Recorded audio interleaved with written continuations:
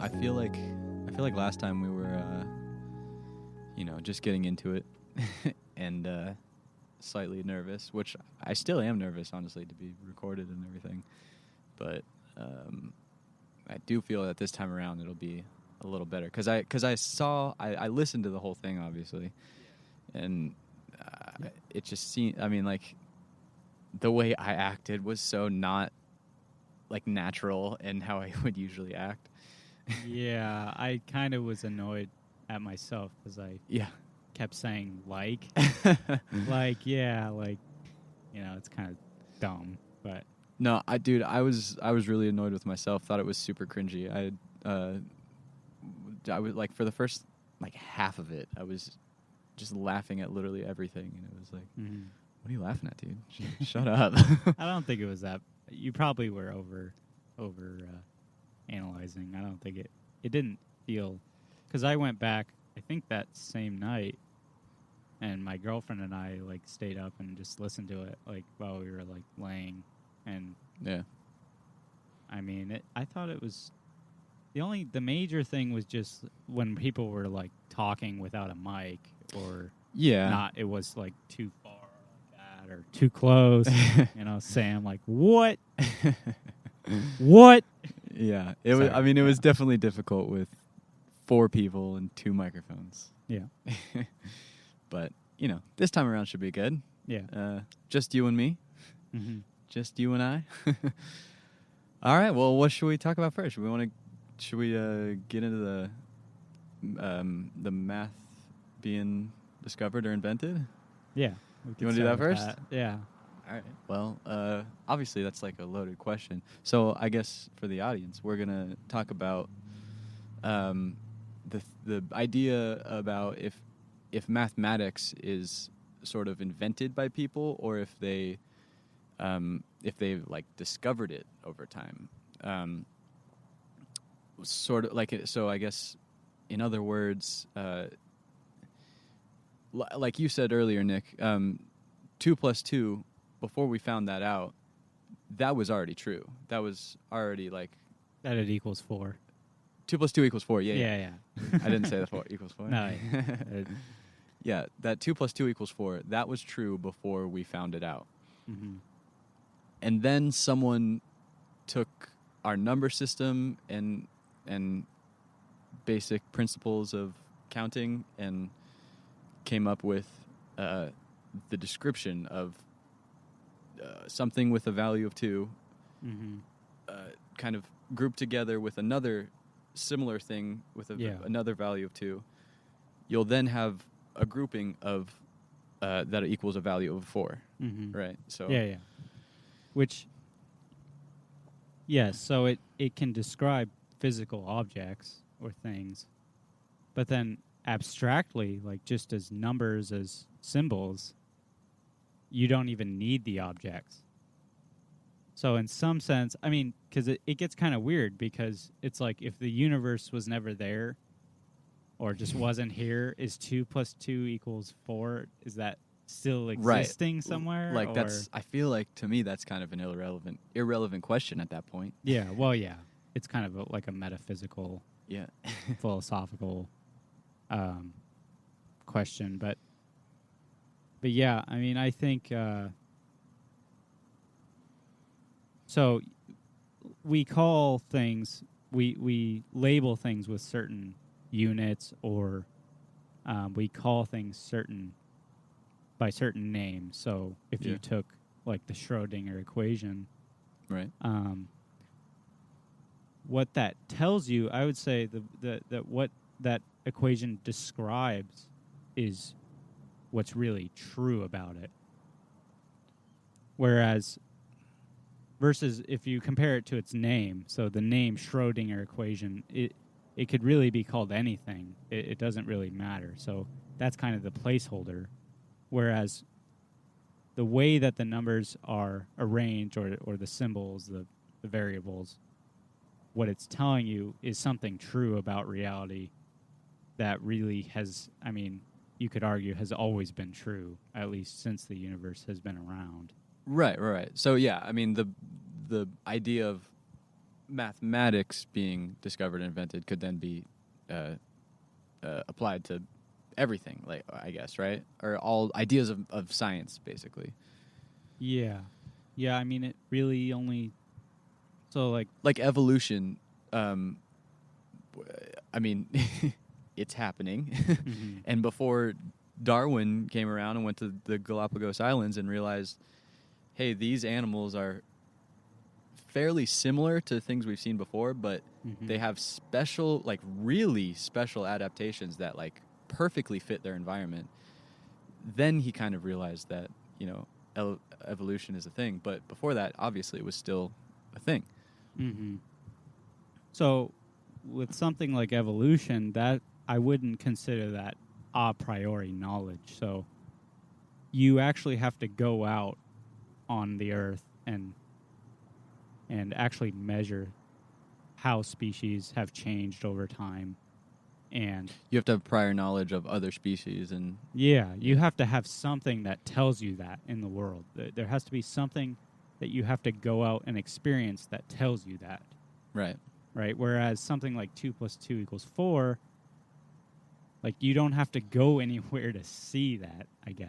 I mean, you could see 2 apples fall and then another 2 apples fall, and then you could... Which is how, well, in my eyes, I'm just speaking out of my ass, but to me, based on my knowledge, I would think that mathematics and, like, well, it started with, like, a number system. Obviously, Mm-hmm. there's, like, one other human over there.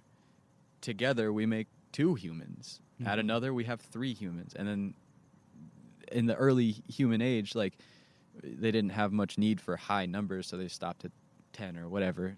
Same numbers, same amount of fingers that you have. So, and then maybe later along the way, they started cultivating animals and plants and stuff, and now they needed room on the number line for more numbers, so they raised it to 100 or whatever, and then we just raised it, and now we're at a point where we know 2 + 2 = 4, and 2 × 2 = 4, and 2 × 6 = 12, and Mm-hmm. The square root of... But you never... 16. The point, I guess, about it being a priori is that you don't actually have to count 2 apples and then another 2 to get 4. You can just use the logic of the number system itself. Yeah. The fact that 2 represents a value, and then you inevitably will get 4. You cannot get anything other than 4. Right. But and it applies to everybody. Yeah. At every time. Right, but I think my point was that is true, but that's based on our number system. So it started out with, again, there's one human over here, one human over here. Mm-hmm. Together we make 2 humans. There's 2 humans over there, 2 humans over here. Together we make 4 humans. So, I mean, yeah, it's a thing though. Like, the value of that statement has always been true, no matter if we were there to see it or not. Yeah. So I guess I get what you're saying. And it always will be true. It always will be, yeah. So there's something like... That's why I almost think mathematics is probably... Well, it's strange with mathematics, because some mathematics, like, scientists have to deal with whether... They have to deal with the problem of whether or not the mathematics that they come up with actually describes reality. Because you can come up with mathematics that aren't necessarily telling you anything about actually things that are actually occurring here. Right, yeah. In this universe. Which, I mean, that gets kind of strange when you start talking about... well, because I kind of wanted to bring up the idea of how you would apply... Well, I wanted to bring up the concept of Occam's razor again. Uh-huh. And see how we could apply it to the different interpretations of quantum mechanics. Or, I guess, you could say more specifically, like the double slit experiment. Okay, yeah. Right, so there's... I think the most common interpretation is like the Niels Bohr, the Copenhagen interpretation. And I believe in that interpretation, you sort of just sidestep the problem of the wave function collapsing. I'm not... So what, can we give a full description of Schrodinger's I mean Schrodinger. What the hell? Yeah. What was his name? You just said it. Copenhagen. Copenhagen's interpretation. Can we give a full description of Copenhagen's interpretation, or at least? I mean, we could try. Is that the one? Well, because so there's many different interpretations of quantum mechanics. Mm-hmm. Copenhagen's is one of them. The Bohr interpretation is another one. I mean, there's plenty of different ones. But again, Copenhagen I think is the most common one. Yeah. And is that one the one where? I guess should we start with what they're interpreting? Yeah, we could. So let's explain the double slit experiment. Yeah. Okay. So let's go back a little bit. Uh-huh. Let's take a tiny step back, and so the double slit experiment. Do you want to take a stab at that? I mean, let's go through it together. So there's you start with I think they did it with a photon first. So you start with a device that can produce one single photon at a time and at your chosen rate. So you can do it 1 photon per second or 1 photon per half second or whatever. Yeah, which it might be easier to start with. So if we just imagine one slit. Yeah. So if you shoot this continuous stream of single photons through, if you shoot it at a wall, you'll obviously see that these are coming in a fairly random. They'll hit the wall at a fairly random in a fairly random way, so that the first one will be skewed off the center to the right. The second one will be skewed off to the center to the left. The third one might be exactly in the center. The fourth one could be all the way a million miles that way. The point is, there's a random distribution based around the center. Now let's add a slit into that wall. Mm-hmm. Behind the wall is a detector. Well, I just want to make sure, because if there's only one slit, from what I knew, I believe that the only place it could go was straight through that slit.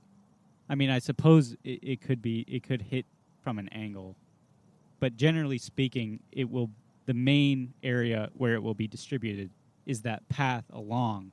Yeah, well, I wasn't the slit itself quite there yet. I was just saying, before you even put any slits into the wall, okay, just a flat wall. What's the okay? I'm sorry, distribution of photons? I misinterpreted what you were saying. Right. Okay. So maybe I should have been a little clearer. So yeah, just a flat wall, no slits. Okay. Yeah. The distribution of photons will be kind of dense in the very center, and then it will start getting less and less dense as it goes out. Yeah. So that's like and then just to emphasize, there's going to be one spot per photon. Yeah, correct. So one spot hits the wall, I think we need one photon hits the wall and creates a spot on the wall. Yeah. And that's like, which makes sense. Intuitively that would make sense. Right, yeah. I kind of just assumed that we are all thinking that on the same page. Yeah. So now let's add a slit into that wall. Just perpendicular to the ground, and you again shoot those photons through. On your wall, obviously, it'll be the same distribution. However, some photons will go through that slit, and then if you then put another detector behind that wall and catch the photons, much like we did on the wall, you'll see sort of a distribution pattern that's heavy directly behind the slit, and then as it goes farther and farther, the distribution gets less and less. Mm-hmm. So there's with one slit and single photons and everything like that. Now, let's add another slit. So there's 2 slits in the wall. Yeah. What are we going to see? What is the distribution pattern going to look like on the detector behind the wall? So let's just start with 1 photon. Maybe it hits the center in between the 2 slits. Okay, that one didn't go through.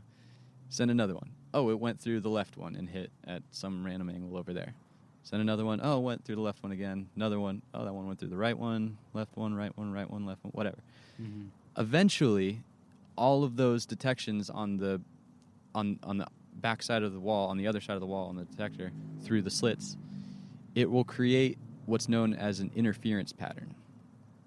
Yeah. I guess if you don't know what an interference pattern is, look it up. Yeah, so I mean, it's basically what you get when you have waves that... Yeah. So if you dropped like a rock or a pebble at 2 points on the surface of water, Yeah. Basically there'll be places where the waves cancel out, and then there'll be places where they increase Right. the size of the wave. Which this is getting into wave mechanics too. Mm-hmm. I would say maybe slightly advanced. I don't know. What do you think? Should we get into it? Yeah, I mean, I'm not... This is kind of going into the territory of, like, where my knowledge starts to just, Oh, okay. like, dip. But, I mean, We'll go it's as far really... as we can. Yeah, I mean, it's really easiest to visualize if you have something that actually shows you. So if you just look it up. Yeah, right. Just look up what an interference pattern is. Then we don't have to explain it. Yeah, because I guess it'd be pretty difficult if you didn't have a demonstration to visualize it to some degree. Yeah. Well, okay, so the pattern on the back of the two slits will be in an interference pattern, and that is indicative of a wave. Yeah. A wave. That's a characteristic of waves, is interference patterns. Which basically is telling you. So what that experiment is telling you. So then there's interpretations of that very experiment. So because now how we're back at could things that are Copenhagen are a point, you could kind of think as a point particle. Right. So so how did that single physical photon, how did each individual one know where the other ones were going to go, and then land itself on to the back detector accordingly? Because to create an interference pattern, you have to have things interfering with each other. Yeah, which it basically implies that the particle itself is interfering with itself. Right. Because it doesn't actually exist in one place. Right. It exists on a probability spectrum of many places. What's called the probability wave of a particle. Yeah. So you can kind of say that the single photon that you shoot, this is one of the interpretations, is that, a single particle that you shoot through the two slits and at the detector, before it's detected, before it has, and let's kind of describe detection too, because that's kind of a tricky or slippery slope where people start to... So I would just say interaction. There's an interaction that happens. And so this experiment... So not consciousness. No. Consciousness has nothing to do with this. Because a lot of people are... Yeah. Start to say weird things about how consciousness is... It has nothing to do with you looking at the experiment. You can do this experiment 1,000 miles away, and it'll come up with the same results. Right, yeah. So, that's actually where things start to get into woo territory, and then people can then start randomly invoking quantum mechanics for all their crazy hippie shit. Right. So where were we? So the single photon will just count a detection as an interaction between the photon and anything else. So it could be an air molecule, or it could be the detector that we're shooting at. So I guess for simplicity's sake, although you can do the experiment in open air, and you could do it so easily by shining a laser at a CD, and the reflection will create an interference pattern, because on the CD there's tiny little slits, and it'll actually do the same thing. It's super sick. Cool. So you can actually do it in very unperfect circumstances. But for simplicity, let's just say It's in a vacuum. It's in a perfect vacuum, and yeah, all that shit. Mm-hmm. Perfect physics example, I guess. Yeah, So the photon goes through the double slits. Somehow, it either is during the time that it isn't interacting with something else, it's not a physical photon. It's actually a probability wave. So it isn't a photon. It's Well, see, that's what's strange, because now you have to start changing. Like, do you have to start changing the definition of a photon then? At least when it's not interacting. Like, I mean, you say it's not a photon then, but would we classify that as just a possible behavior of a photon and still call it a photon, or do you call when it's not being interfered with something completely different? I mean, I would say that the photon is there before detection, or at detection, because that's what makes the single dot that we see on the detector. And then before that, it's a probability wave of a photon. So it's not a single photon. It's a probability. So does wave it like exist? Well, I'm sorry. I'm gonna say this is just an interpretation of quantum mechanics, and I'm trying to explain how I understand this interpretation. I guess I'm interpreting the interpretation.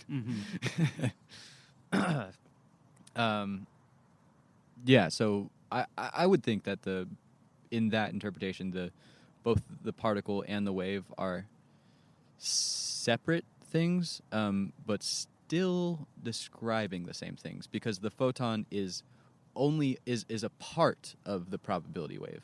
It's one possibility out of all of these possibilities that the probability wave is describing. Well, that's why they call it particle-wave duality. Right? The wave-particle duality. Yeah. So, okay. So what you're describing is the most popular interpretation then? I believe that's I think that one's Copenhagen, and that's the most common. Yeah. So. But there's others. So there are others. There's one, for instance, called... Well, okay, hold on. I just want to make sure, because if you decide on the Copenhagen, is there additional mathematics you have to add in order for that interpretation to be true? I mean... Because what I've heard is that actually the simplest interpretation, when you're talking just purely the mathematics, I believe, is the many worlds interpretation. But I may be wrong about that. So okay, let's explain the many worlds. Is that which is really strange? I would say it's fairly straightforward.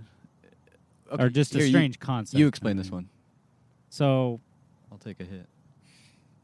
I mean, I guess it might be easier to talk about Schrodinger's cat in this example. Might be easier to sort of conceptualize it that way. So, basically, Schrodinger's cat, it's a thought experiment where you put a cat in a box, and then you have a poison that can be triggered. So the trigger that would set off the poison in the box after a given duration. It's based on I think in his actual thought experiment, he based the trigger off of the decay of an atom. Yes, which has a 50-50 chance. Yes, at all times has a 50-50 chance. So then let's just say that will occur at some time, let's just say 1 hour after you put the cat in the box and set it all up or something like that, right? So once an hour passes, so what quantum mechanics, so what you're really doing in that problem or that thought experiment is, I think, is what is showing how quantum events can affect classical events. The real world, yeah. Yeah. So so basically in this situation, there is two realities happening. Is that there's one reality where the cat is alive in the box, where the atom hasn't decayed. I was going to say, so if we're taking the many worlds interpretation, then because there is that probability wave, yeah, like you said, basically, there's going to be, once you open the box after that hour, if the cat's alive, what that implies is there must have been another universe that branched off from ours where the cat died. Mm-hmm. So all probabilities are actualized, Mm-hmm. or all potentials are actualized in So- some universe. So would you say that other reality where the cat died is no longer existent after we interacted with the experiment and found it to be alive? Or would you say that now these two branches are both very real in their own ways and just going off in separate ways now? I guess I assume that it implies that they're basically two separate real universes. Yeah. I think I would. I don't know. I Well, mean, I so- guess that could be debated. No, but yeah, I think, you know what? I think I there don't is, know. that is two sides of that interpretation too. So within Okay, all of their yeah. interpretations, obviously That's there's strange. things that can be argued and, Which discussed. there's some weird kind of implications to that idea of the many worlds. Oh, yeah. Oh, yeah. You know? I mean, of course. But okay, so specifically what I wanted to get into, because, well, from what I've heard from people like, who am I thinking of? I think it was either like Brian Greene or there's that other guy, the theoretical physicist. Honestly, I mean, I there's think you're plenty. thinking about Sean Sean Carroll. Carroll. Yeah, I thought so. I think one of them talked about how. Because he's a proponent of many worlds theory, Sean Carroll is. Okay, yeah. So I think he was talking about believe. how it was that interpretation actually requires the least amount of tweaking Right, yeah. of the mathematics. So okay, now we can, if we assume that, because are we going to assume that then? I mean, I believe. I guess. him. Sure, that's I mean- what I've heard from him, and then I think I'm not going to to say if Sean Carroll says it, it's true, because Well, not yeah, we one don't- person can say something and it's true, but From what I've heard, multiple physicists have said yeah. that. So and I also believe he it. has a lot of research and Yeah. I So mean, he knows a lot about it. so Based on that interpretation, yeah, let's go with that one. So okay, this is the tricky situation then. So Occam's razor tells us that we should Right. pick the simplest hypothesis, Mm-hmm. right? So on the one hand, the many worlds seems to be the simplest when just speaking mathematically. But it seems to be vastly more complicated. Well, you start at the problem is you start factoring in basically potentially infinite many universes, right? So what the theory implies is actually basically infinitely more vast than any of the others, as far as I know. So is that then assuming that reality is separate from mathematics? I mean, like our reality is described by mathematics. So like they are just two sides of the same thing, basically. Yeah, you could argue that. Yeah. So, well, see that. I mean, I guess that's the a good question is everything mathematical? Can everything that's happening in reality be calculated? I mean, yeah, I Which would to some think degree, so. I mean, yeah. that's true, but then you get to the quantum part where now it's probability. it's probability. Yeah, as opposed to Which means it's classical. not mathematics.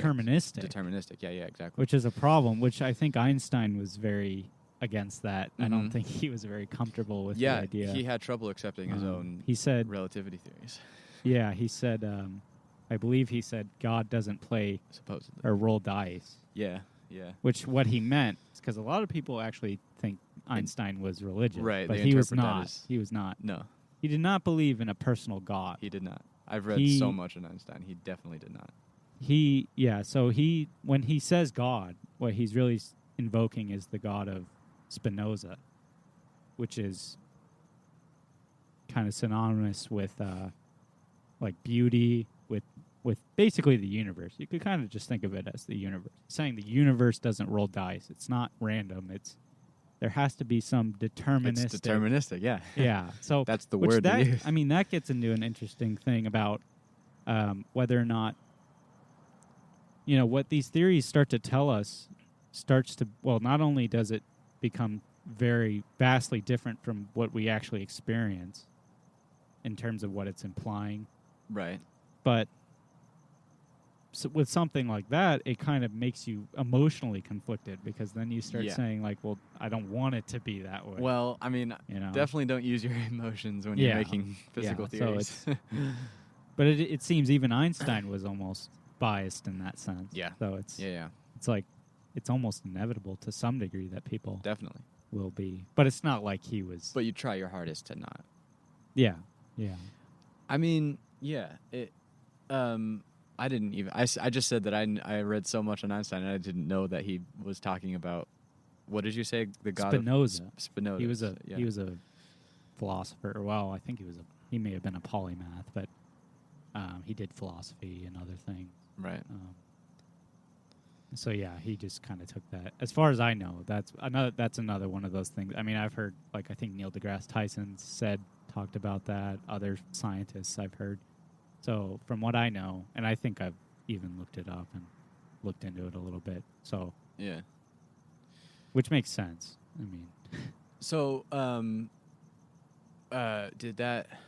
Well, yeah. Why did we go off on that tangent about Einstein for and determinism for? Oh yeah, we're kind of going off tracks. Yeah, let's bring it back home. But originally, we were talking about Occam's razor and how we should apply it to quantum mechanics. Right, to the many worlds interpretation. Yeah, specifically, yeah. So do you think, well, even just, so when we're using Occam's razor, should it only be relevant when we're talking about the mathematics, like basically before any of its implications? Should we not consider its implications? Right, this is why we went on the tangent, because based on that tangent. Mm-hmm. I mean, ask the question again. I need to hear it one more time. Okay. Yeah. So, on the one hand, the many worlds seems to be the simplest mathematically, right? Yeah. Compared to all the other interpretations.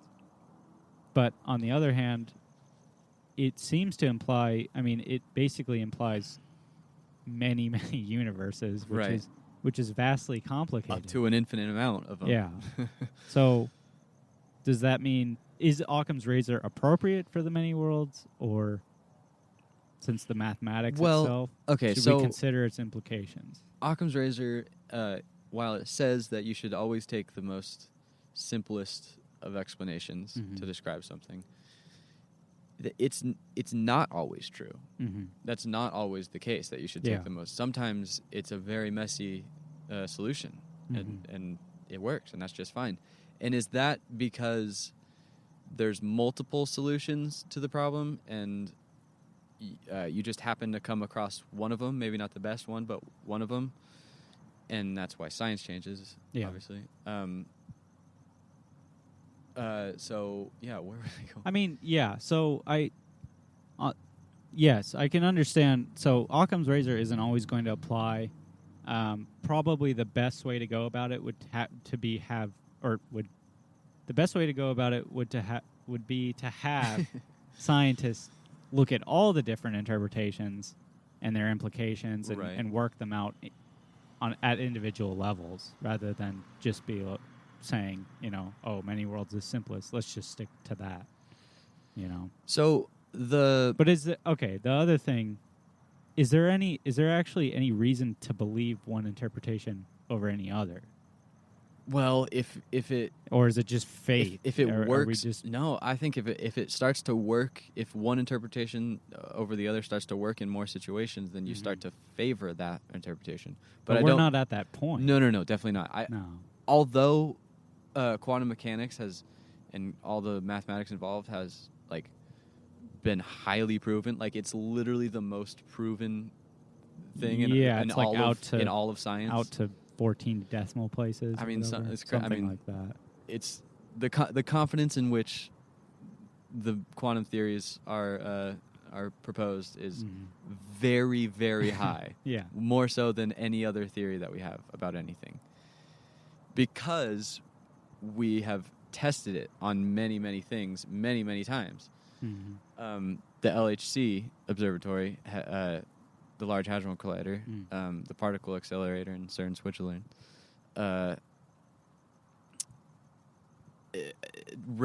used to. Well, it goes through periods where it is inactive, but when it is active, it runs those accelerations all the time, like all day, every day. Yeah. And so they've come up with. So I mean, think of it when it was created. What was it? Was it made in 2014 or earlier? I don't know because it was earlier than that, wasn't it? Oh, well, they had to do with the internet. Well, they made the internet. What am I thinking? Well, they literally because were around in. Well, didn't they use the Large Hadron Collider to find the Higgs boson? Yeah, and that was in 2012. I think. That's probably what I'm thinking. That's what. It's kind of what put them on the map.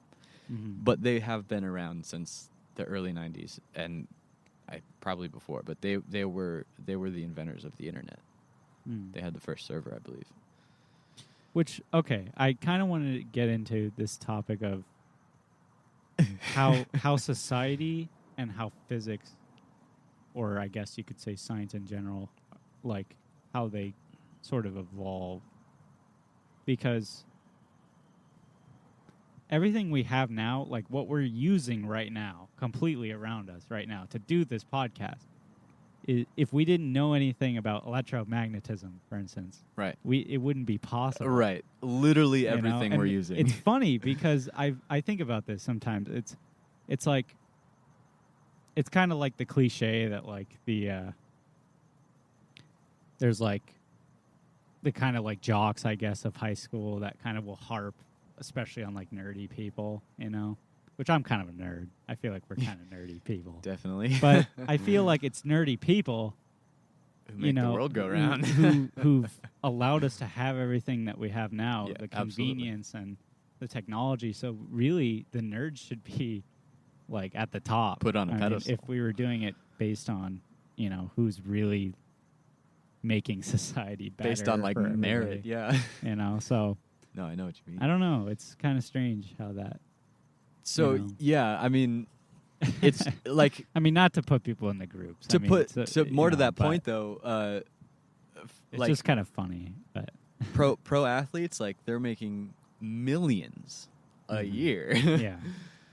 And what's the Nobel Prize cash prize? Do you know how much that is? It's something. It's probably like $1 million. You want me to look it up real quick? Yeah, sure. Look it up. Okay. I believe it's like $1 million. And it's only one time. I mean, you're not like maybe you'll get multiple Nobel prizes, but probably not. You're probably not even going to get one.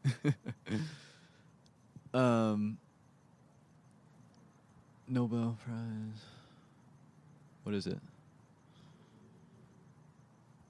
I mean, here it says the cash prize is about $1.1 million. Yeah. Okay. So yeah, I mean it's. But I mean comparatively, you know, if we. That's what I'm saying. No. That's what I'm saying. That's $1 million. Well, obviously, to get that, you did something very great, and you probably deserve it. So good for you. You probably deserve a lot more than that. Yeah. Well, you probably deserve a lot more than anyone else. More than professional athletes, I would say for sure, who make literally many times that in less time and more often than. Yeah. Which, I mean, you could argue, at least in terms of effort, I mean, you would have to put. I mean, athletes do put in a lot of effort. They're working at it all day, every single day, you know? just like the scientists. Yeah. But they're not. I mean, they are improving society. We have to have entertainment. When we're not working on making the next whatever, we want to be entertained. So then we turn to the jocks. So yeah, they can do that kind of thing. But it is strange. So, what does that really say about like a society's values? I guess. Right. I mean, what that's really seems to be implying is that people care a whole hell of a lot more about sports than and entertainment than about science or definitely. That's 100% sure. Is that a bad thing? Should we be? I mean, you know, is that concerning? Look where we are now. Yeah. But on the other hand, look where we could be if we. I feel like they should just Elon Musk to just round up all the fucking scientists and philosophers and just, very highly intelligent, smart, all the caring geniuses. people, and then just send them to Mars. Just And make a then just new, and then just have that. make a there. new intellectual. And what happens here is just it's like society. if the Earth continues, it continues. But I'm placing my bets on Mars at that point. Wow, you're like ready to put that's this pretty whole shithole pessimistic. behind, huh? I mean, kind Me of. too. I am. But then again, I don't want to. I mean, a scientist isn't necessarily going to be a good person. No, definitely like, not. Yeah, that's not synonymous. But with it each seems other. like they're more likely to be, have. But yeah, if you are To some able degree. to reason do better, to reason, yeah, then you'll probably not. then you can come up with generally good things. Yeah, yeah. But then, I guess to bring it back slightly to many worlds interpretation. Yeah. Okay. All the way back on. if you can, if Yeah. there is many worlds, Mhm. if there is an infinite number of realities, Yeah. that doesn't necessarily mean all things that you can imagine happen in those infinite realities. Yeah. Okay. Because there are different levels of infinity. Like there are infinities that are bigger Yes. than other because infinities. Well, for instance, you could have an infinite set of universes where the laws are the same, Mhm. which Yeah. implies Yep. that if the laws are the same, there are certain things. There are very limited things that can happen. Yes. I would say probably in another universe there are different laws of mechanics. But Yeah. Which then, but if then there were maybe if- some work more than others. Yeah. So then there's all of a sudden less things that could possibly happen. Well, okay, because that's an interesting idea about, because a lot of, as far as what I've sort of come to know is, it seems that for life to exist, for the universe to be the way that it is, with galaxies and stars and everything that we see here, isn't it true that things like the cosmological constant and just these parameters of the universe had to be just the right amount or value in order for us to be here, or in order for anything? That's the thing. If it wasn't exactly how it is, then we wouldn't be here. Right. But it Which is that's exactly how it is, so I think we're that's here. the anthropic principle, what you're talking about there. Yeah, that's that. Which, that makes sense, but because it seems like such a low probability compared to what I guess you could imagine, because you could imagine. But it did happen, Mhm. and that's the thing.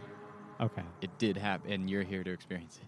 Yeah. It doesn't matter how unlikely or likely it was. Okay, so it you did don't think happen. that's relevant then at all? It just did happen. Okay.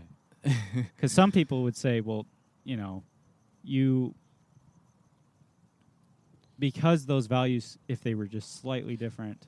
Yeah, relevant to what? Let me ask. Well, I'm just relating this back to the many worlds kind of thing, or the multiple Right. universe So, thing. I mean, what I was saying was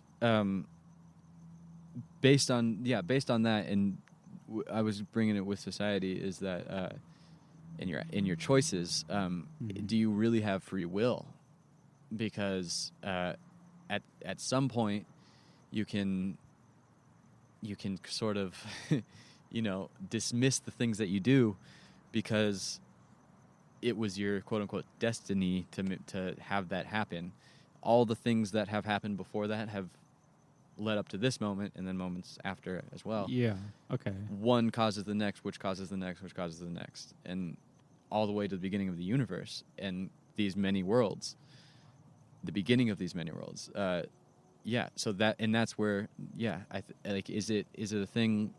Is that a thing where you can kind of dismiss your bad choices to that? Like that would be a consequence of that interpretation. Yeah. So, I don't know. When you talk about free will, like I don't think it's kind of tricky, because if you don't believe you have free will, that can easily affect the kind of choices you make. Oh, so 100%. It's this weird like feedback loop. Oh, I just did the Bert. Right. What's that? I just did the Bert Kreischer. Did you hear that? I went 100%. Yeah. I mean, because some people argue there's this psychologist, or, well, he's a philosopher. His name's Daniel Dennett. He brought up this study where they had undergraduates read a text by, I think it was one of the guys who helped develop the theory of like DNA, I think. I don't know any of those guys. Can't remember. Well, anyways, one of those guys. They had one group study things related to just the DNA itself, or his theory on DNA, and then they had another group do a reading on his views on free will, because he was against free will. He didn't believe it existed. Okay, and then what they did afterwards was they provided an opportunity for both groups to cheat on a test. There was some way to where they could monitor it too, which people of which group would cheat or not, basically. And then what they found was the people that were exposed to the literature that talked about free will not existing were much more likely to cheat on the test. Really? Whereas the people who were just read the thing on DNA what was the sample again? What was the sample size and all that? I don't know the specifics of the study. I mean, I should probably know that. But I mean, there are certain objections. Like, I mean, if you took the people from all the same place, then there could be some bias in the place that they came from, right? So, I mean, it is possible that there were. That's my only objection, honestly. Yeah. But, if that, I mean, that either way, I think that says something. Yeah, I would think so. Yeah, I mean, from that, I mean, I would just think in general, if people actually believe that they don't have free will, they're probably more likely to do things that aren't what they wouldn't normally deem moral. Right, you know? yeah. Or they're it would more be likely, harder for them to keep to moral systems. They're more likely to not be able to make good choices. Yeah, because I think it promotes sort of like a nihilistic outlook. Like, what I'm going to do is what I'm going to do. I don't have any control. Right. Because it seems to be that sense of control that people really feel like they have. Like, if people have anything, that's what they want. Definitely. They want to feel that they control their lives. Which, I mean, I feel like I'm here and conscious and actually in my mind, we speak about consciousness as if it's this, other thing, like, not in reality. Like, it's something else. It's something greater than that or something. But, I mean, I wouldn't say that it is greater than that. I would think it is just a pattern that's happening within the reality. Yeah. Well, I think the way that this guy, Max Tegmark, described it was he describes the way he puts consciousness is what it feels like for information to be processed. Oh, yeah. Right. Because to have a consciousness, you have to have detections happening and interactions happening, and you have to have experiences. Well, and then whether it be a photon hitting your photon detectors or us having this conversation, it's all an experience that a conscious whatever can understand and process, and that's what makes the consciousness. Yeah, which I mean, I think. Yeah, so I think part of the confusion arises because people think that they themselves, like, they somehow author their own thoughts, right? Because what we can ask, like, what really makes somebody make one decision over another? And I mean, a lot of what that's going to come down to probably is things like your mood. Past experiences. And your thoughts, really. whatever happening, random what is actually going on in your head. Yeah, which is, well, you could say that everything that, like, for instance, your mood and your past or your memory and all that, really what's causing that are those physical processes. Yeah. Right. You So know? it is deterministic by that means. Yeah, Right. well, I mean, even if somehow, like, neurons were communicating in some sort of quantum way, I don't know if that necessarily makes sense, but I mean, well, they work with the I mean, yeah, all things ultimately and fundamentally work through quantum mechanics, but but regardless, so even if that were the case, because some people, like, I mean, there's some people who look at quantum mechanics, like the double slit, and then they'll think, oh, that means the universe isn't deterministic, and then they'll jump and say, that must mean free will exists. But no, I don't, because whether or not it's deterministic or it's random, there's no room. I mean, how do you cause randomness? Or you're not causing the randomness. Right? The third option, we are living in a deterministic world, and on top of that can create original actions, you know? Yeah, which is, I don't know how could you actually conceptualize that? Right. I mean, which I would say would be the coolest option, but the hardest to explain. Yeah. I don't even know how that could make sense. Right? Because if you take away everything that's physical about you, there's nothing left to do the decision making. Right.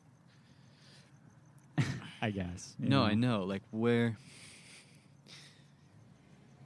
would that be? And then you could just once again say, so, like, the only way around that is to say you have some form of a soul or something that, like, God gave you. Yeah, I'm not going to even entertain those ideas. Like, to me, going into the spiritual direction at that point is kind of a cop-out, and it feels like at that point we can start to kind of sprinkle in Occam's razor. Yeah. Well, I mean, yes, you can, but I mean, it just, because it then brings on a whole lot of other things that you then have to describe.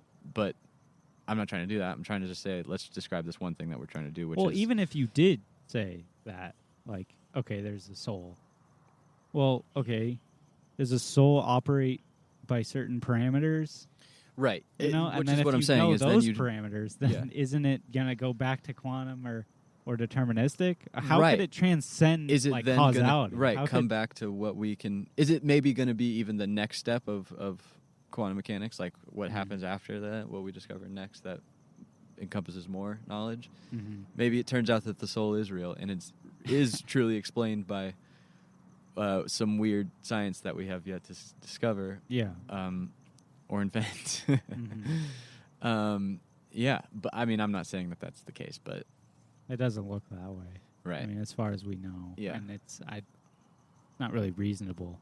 No, I agree. Think that way, but yeah. Well, and then that formulation of the soul, if that's what you would call it, would be way more sophisticated and very different from the kind of soul that you would that the average person talks about. Yeah, like from the Bible. Or from any other kind of religious text or.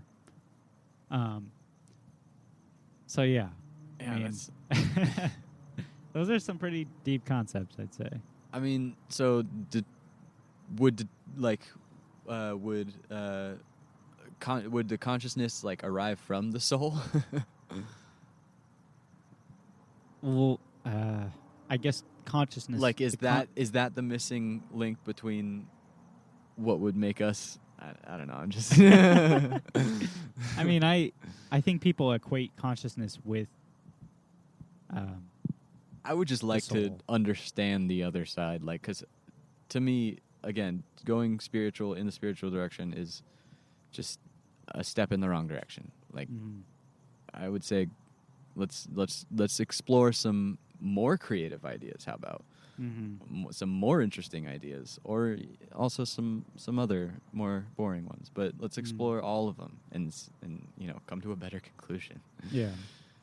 So, I mean, based on that, I would say that, like, all the quantum interpretations at this moment are, like, you know, not one way or the other. They're all sort of a general idea of how we can understand what's happening, and they can all be used in certain situations. Mm-hmm. But then others they don't. Yeah. Which then gets into, do you want to talk about like string theory, like the merging of quantum mechanics and gravity? We could do that, but once again, that's starting to get to the limits of my knowledge as far as I know, or as far as my knowledge is concerned with that. I don't know very specific details about string theory. Yeah. I kind of know the general idea of... I definitely don't either. I mean, that's one that I haven't very much gotten into and researched a whole lot, but it certainly is interesting, and you can kind of get to some of the places intuitively, kind of. I mean, I've independently and unknowingly come up with sort of the same general idea, which is honestly not a big thing because I feel like most people would, is that there are the quantum interactions that happen in what we would describe as quantum mechanics are actually a product of some greater interaction of, well, string theory would call it superstrings. I would have said some higher dimensional geometry of some sort of something is happening, and then at certain points in interactions of those, that's what we see as quantum mechanics, which then creates physics, which then creates chemistry and biology and etc. Right. The whole universe. So, I mean, there are certain instances of matter can behave very strangely. Right. You can have things popping in and out of existence, for instance. Yeah. Right. Well, I like to use kind of that analogy of, if you imagine, well, we could take this table. So if you imagine that this table is a 2D object, right? So I guess you would say, see, what's weird about 2D is, I guess you would say the height is infinitely small, or would you just say it equals 0, or are those basically the same so let's thing? start from the bottom. So, like, I'm not very good with dimensions, but dimensions. I mean, it starts at a point, or at a point, of a, which is infinitely small. Infinitely small. Yeah, it's there's no volume to it whatsoever. Its volume equals 0, absolutely 0. There's a point. Take another point at a certain distance, call it 1. Right. Now you have a line, right? So there's one dimension of line. Of you could call it of line. Movement you can make. You can go left and right. Yeah. Take that line and now stretch it outward, right? Now you're making. So we started with the point. Yep. Get another point. We got a line. Now stretch that line all the way out here. Yeah. And now we have a two-dimensional square. Yeah, plane. So now, okay. Oh yeah. So that's where we're at. Yeah. We're just gonna stay there. We'll stay there. Okay, we'll stay. So, you could be. I guess you could imagine then. I got into it too much. No, you're good. I mean, I guess you could sort of imagine like little creatures crawling around on that 2D surface. Yeah. However, you could imagine that. I don't even think you really could. But, well, you could you could. What's the word? You can make an analogy for that by saying, on our 3-dimensional sphere, when we walk, we feel like we're just going flat. We're not walking on a curve. We're walking on a flat plane, it feels like. Yeah. So just like a very small being on this actually flat plane, that's where you could, So, okay, if we took this thing right here, right, and let's imagine that it passes through this 2-dimensional plane. So let's just imagine it's at the side here, and then slowly it comes up into the here. Yeah. So it'll come up and then pass through, and then Right. it'll pass through. Wait. More specifically, let's take it like let's pretend it's a ball. It's just a ball. All right, we'll look at it like that. It's a ball. Yeah. For simplicity. Okay. So you start it, right? All of a sudden, according to someone living on this plane, someone sufficiently small, they'll all of a sudden see a dot. Yeah. A one-dimensional dot appear, right? You keep it going. Now that dot turned into a circle. It started expanding. Yeah. It's getting bigger as it goes through. Then it gets to the circumference of the sphere. Yeah. Of our three-dimensional sphere. At that point, it's at its maximum radius or diameter or circumference of the one-dimensional circle. Mm-hmm. Then you keep going, and now it starts shrinking. Now the circle starts to shrink, and they're like, "What the hell is happening?" And then all of a sudden, it's a point again, and then it's gone. It's fucking gone. You don't even know where it went. So similarly, we could use that as an analogy. So, we're living in this three-dimensional space with, I guess you could say, four-dimensional time add-on, if you call it. Yeah, I mean, we'll get into that in a sec. Yeah, so, okay, three spatial dimensions, one time dimension, let's just say that. And then you have things similar to, well, okay, we sitting here in the third dimension, right? Well, we can see this object for what it really is, which is this, or, well, as we imagine it, a sphere. Yeah. Right? Generally. But to those ant people, it's like... It was a point, and then a circle, then a bigger one, then a smaller one, and then another point. Yeah. Yeah. So, similarly, we're having problems, it seems like, in physics, where things are popping in and out of existence. Right. Which is actually like particles do often, all the time, pop in and out of existence. Mm-hmm. That's the general quantum randomness. That's the cause for like a lot of things. Yeah. So then we could ask, well, because if we took that, creature living on the 2D surface and could somehow pull it up, like out of... Show it that, hey, there's more to this. Then it could actually see what it is, which is the sphere. Right. So is it possible that... Or, you know what? More real example, give it a magnifying glass and say, hey, on your scale, now it's shrinking to your scale, look at what it actually is.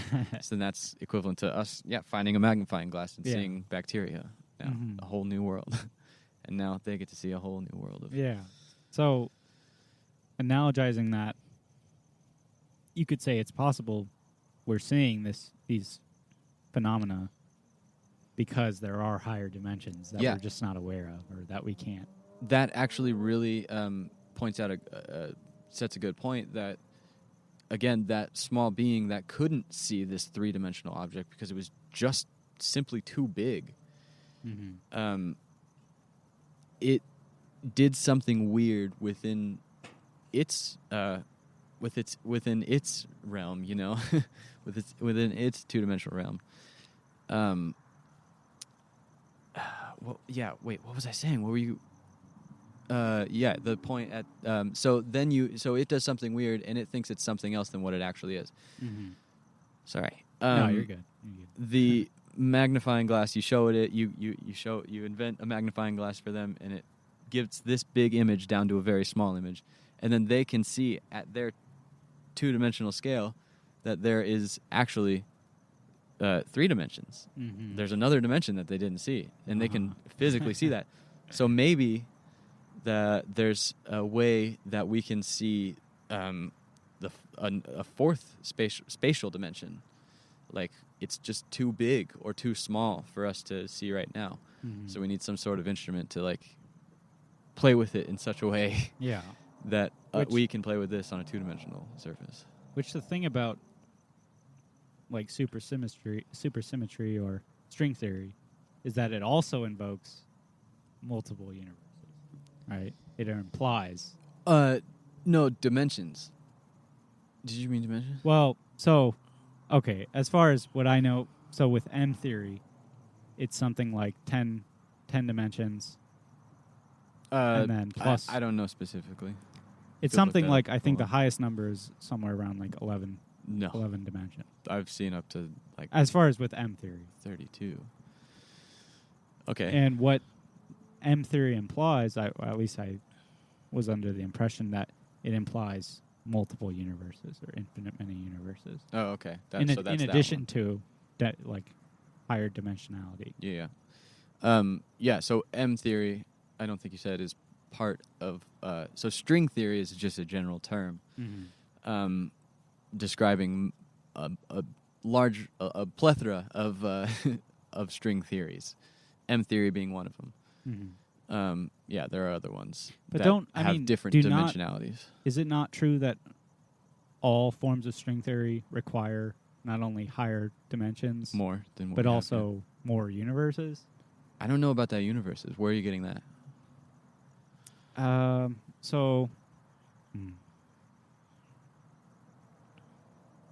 I guess I don't.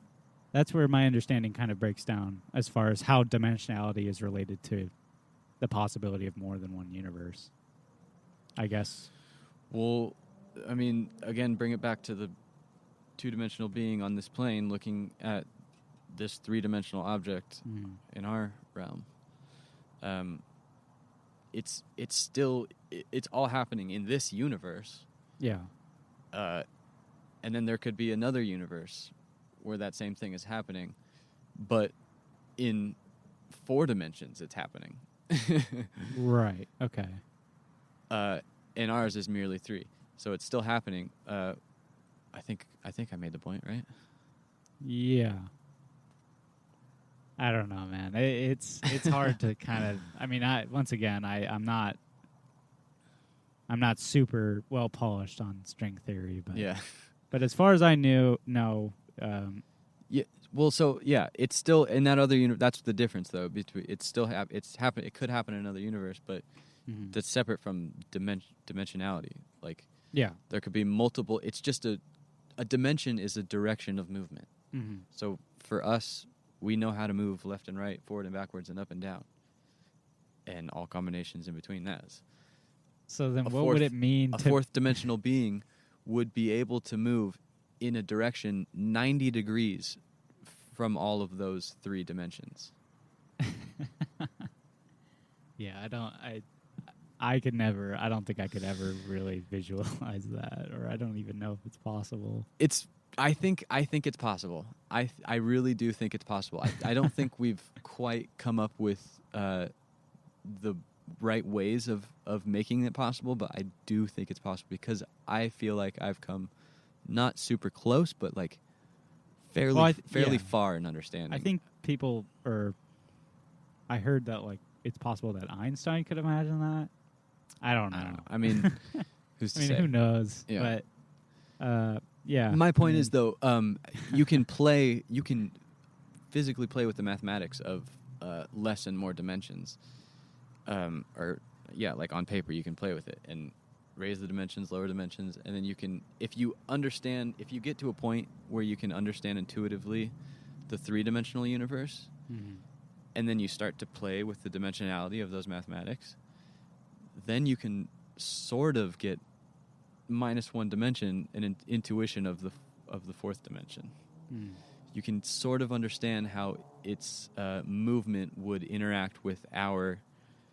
That's it exactly. You can just like you can see that this 3-dimensional object passes through a 2-dimensional plane and it creates something different. You can kind of see how that structure of the 2-dimensional plane creates the 3-dimensional plane.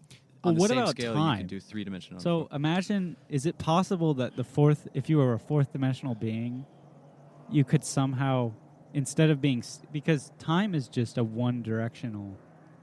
It's just one direction. We can only move, as far as for us, That's we can only move in one direction. But is it possible that in a higher dimension, like the 4th dimension, let's just say, that we could somehow move along it, just as we can move from one spot in 3D space to another spot?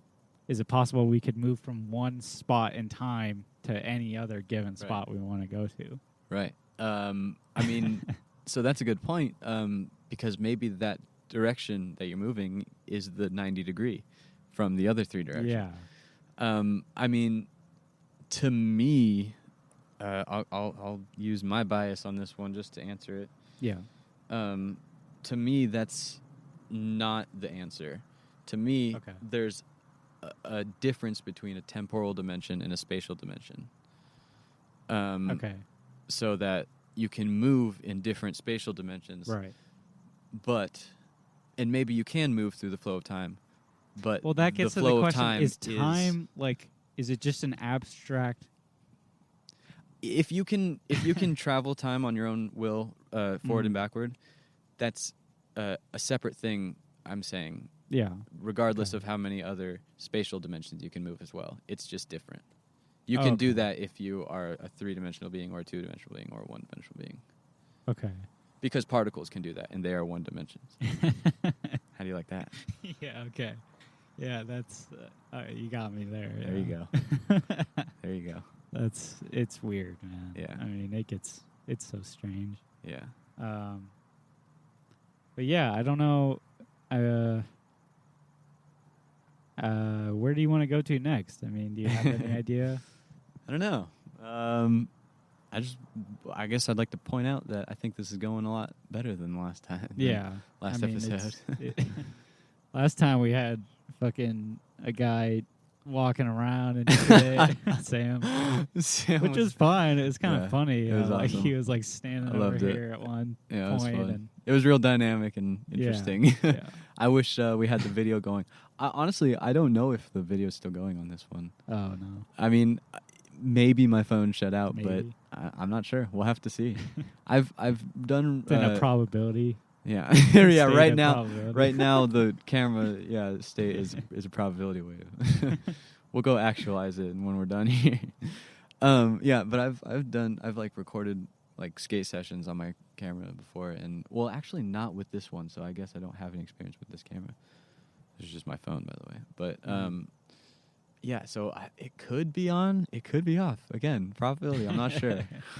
Okay. Yeah. Well, so okay, I think we should maybe get into.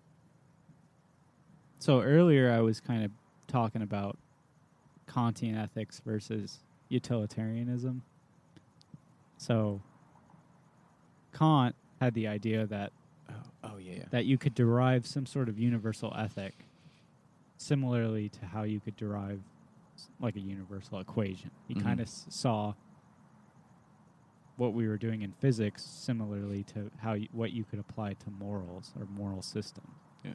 So he derived this thing called the categorical imperative, which is you could sort of treat as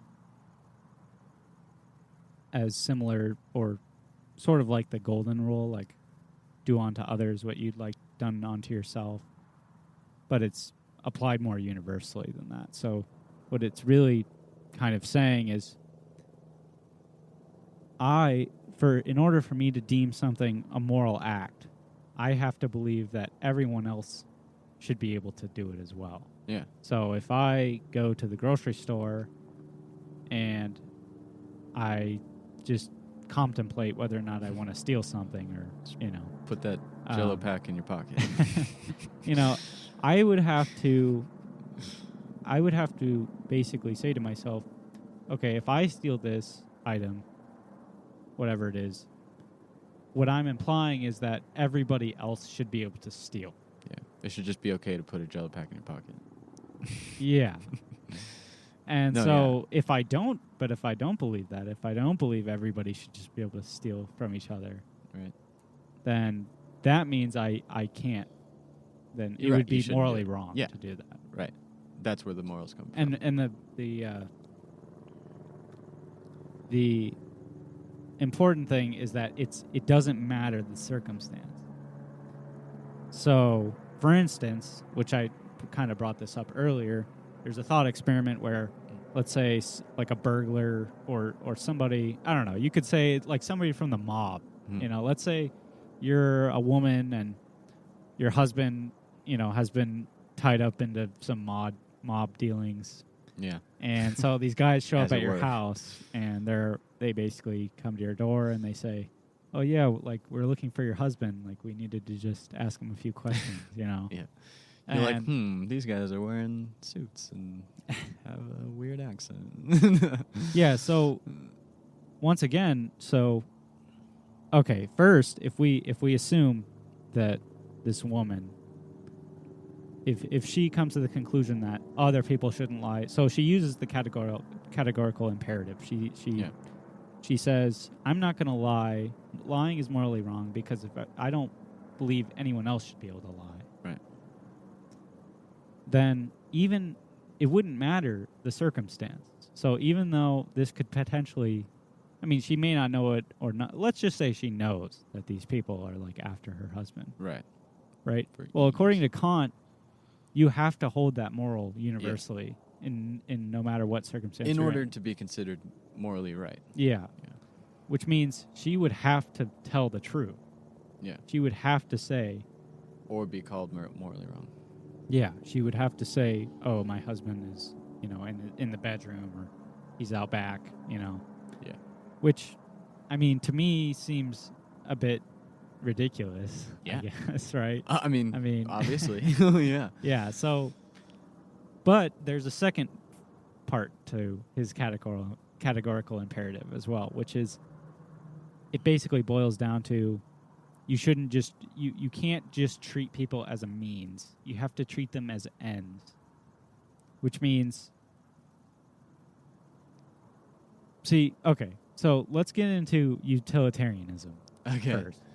So what utilitarianism says, there's different forms of it, kind of Yeah. like with string theory. Right, yeah. M theory is an example. Everything. Well, there's different theories, but one of the most popular is, I believe it's Jeremy Bentham's formulation of utilitarianism, which says that what's morally good essentially is what basically you look at the circumstance and then you have to determine, given the circumstance, what is the outcome that we can get to where the highest number of people receive the highest amount of, it's the greatest good Right. for the greatest number principle, basically. Yeah, yeah. And the leading principle to that is pleasure. So, I mean, you just kind of from the get-go assume that not having pleasure is displeasant and we should get away from that, whereas Right. Yeah. being pleasurable. But you could argue about that, whether or not that's really a good dimension to determine whether or not an act is moral or not. Uh-huh. I think the problem is, so, okay, with that in mind, the utilitarian. So in that same circumstance where the men show up at the lady's door, Yeah. If she's considering the welfare of her husband, Mm-hmm. then yes, she would lie. Yeah. Because Right. she would deem that as That's more important to her. yeah, and it would potentially result in the greatest good for the greatest number, Exactly. because then he wouldn't be killed or whatever Mhm. it is that would happen to him wouldn't happen. Or So- for immoral reasons. Yeah, I think this is where it becomes difficult, though, when you start to take it to extreme examples. Yeah, like the train track example. Yes. Yeah. Where So I'll do it. You put Yeah, yeah. one, you got, so yeah, you know the one. You got one person tied down on a train track. You got a fork in a train track. On the fork, on one side, there's one person tied down. On the other side, there's 20 people tied down. Mhm. Then you go to the guy, you get another guy and give him the lever and say, which one are you doing? You test his morals. Which one are you doing? Are you going to make the train go and kill the one person to save the many, the greater good for more people? Or, oh, sorry, the most important thing, that one person is your grandma. Yeah. Well, So are you going to save the greater good or your favorite person? And like that's an extreme of that way of thinking. yeah, I think part of that, though, specifically has to do with like value of, do you value your grandma? Which more plays than into you- morals, though, I would say. Yeah, well, yes, it does, but I mean, you could use that example. The problem, I feel like, though, that's more focused on value in terms of how much do you value one individual Okay. depending on their significance to you. It's a different moral Compared question to- is what you're saying. I mean, you could apply it, but I want to use a slightly different example so that we can get sort of a clear Let's hear it. where the conflict is clearer. So, Yeah. so imagine this is kind of crazy, but imagine you're in like a like a Saw movie, Yeah, right? one of those Saw scenarios. Yeah, And like, hate those. imagine it's yeah, they're okay. I guess I never really watched any of them, but I mean, I've always kind of been curious about them. But I could never. I'm not a huge. I can't watch person. that shit, dude. I was It's kind of fucked up. It's a little bit, yeah. Sometimes, yeah, just a little. Yeah, you got to the key is behind your eye. Go reach for it with your hands. Yeah, it's bad. Oh, you're melted to the seat, and you got to get out of here, or you'll get compacted. Yeah. So let's just. I mean, we don't have to take extreme examples, but let's just say there's like a group of 5 people, and the Saw dude is basically says, so you're all in like a room. You're trapped in a room. You can't get out. There's no way out. So he says, one person in the room is he just deems as like, I don't know, maybe he like killed somebody or, well, okay, let's not bring that in. Let's just say it's a random group of people and nobody knows each other. Random backgrounds. And there's not necessarily any rhyme or reason. Let's just say this guy's just purely like indiscriminatory. Yeah, and just purely just in for the fun of just watching people suffer, basically. Right. So let's just say love watching. There's 5 people. The guy picks one of the 5 and says to the other 4, he basically says over an intercom, you 4 have to kill this one guy, or you're all gonna die. Right. Okay. So I think this is a good example where these philosophies start to conflict with each other. Because on the one hand, okay, let's apply utilitarianism to this situation. Utilitarianism implies that we should do the greatest good for the greatest number of people. Mm-hmm. Now, assuming that 4 people alive is better than, or 1 person dead is better than 5 people dead. Right. The best option in this scenario would be to kill the guy. Yeah. But the problem with that, here's the issue, because you're treating... So, okay, we're going to go back to that second part of the categorical imperative of Kant. The second formulation says you cannot treat people just as means. They have to be treated as means and ends, meaning you can't just use somebody for some given goal or purpose. You have to treat them like they're a living, like, breathing human being. Yeah. That's worth something. Right. So, on the one hand, you have the utilitarians who have their own, they have their own thing going on, basically. Like, you have to respect their own life. Yeah, which is kind of what our I would say our legal system is based on.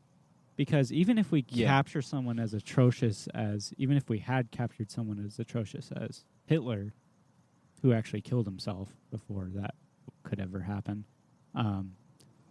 we would still give him trial. Right? No. You don't think so? Absolutely not. Because Bin Laden was just straight butt fucked. Well, but that was a scenario where they had to use force, I thought. No? Do you not have to use force on Hitler? Well, imagine a scenario where they had been able to capture Hitler alive and not had to have used lethal force on him specifically. They wouldn't have had to. They would have wanted to. Okay, but generally speaking, let's take a less extreme example. If we take a killer, if we know somebody is a killer, like the FBI is hunting a guy. Okay, Jeffrey Dahmer. Yeah. There you go. You don't, it's not like we just say, this guy's a worthless human being. Well, you may say that. I mean, yeah. Most people will say that. But regardless of that viewpoint, we don't just execute him on sight. We actually have a process that actually treats, it essentially is treating him as both a means and an end. Yeah. Because you're saying, well, this is still a human being. Right. Who deserves to have even a lawyer to defend him, potentially. Yeah. Which is kind of crazy that ever came about. Right. Because people are really emotional about that kind of stuff. Yeah. Anything that involved any kind of extreme crime. It's just anyone involved in that had victims, clearly would want that guy just completely Right. like tortured, Yeah. maimed, or Yeah. whatever, suffering, or just killed right away. So it's interesting how, because I think that's an example that kind of shows how Kant's ethics are pretty deeply embedded in our legal system and how we treat Yeah, definitely. criminals, which I think is a good thing. I think because because it is an absolute. It doesn't really. Well, I don't know, because you're arguing that there are some circumstances where, with something like Hitler, or Osama bin Laden, that kind of has less to do with our legal system and more with just the preservance of humanity. yeah, Right? Like, because if everyone was doing what Hitler was trying to do, yeah, then humanity would be it would be a small fraction of what it is now, how diverse we are now. mm-hmm. And so that would hinder the growth of humanity, right? So that's just a humanitarian thing as opposed to just a legal thing where Jeffrey Dahmer is indiscriminately killing and eating. Oh no, it wasn't indiscriminate, wasn't it? I don't. Honestly, I'm not sure. But you could use whatever. that He same was argument. killing and eating people, just only in But America. you could use that same argument with him, though. You could say if everyone was like Jeffrey Dahmer, the world would be insane. No. What I'm saying is, I'm not saying what if everyone was like Hitler. I'm saying what if everyone prescribed to his ideals, and okay, and Jeffrey Dahmer wasn't prescribing any ideals. He was just eating people. okay. So I'm saying it's a different. He was just eating people in America. Internal affair. That's I'm an saying interesting thing it's because just different. how much can you put? To your point.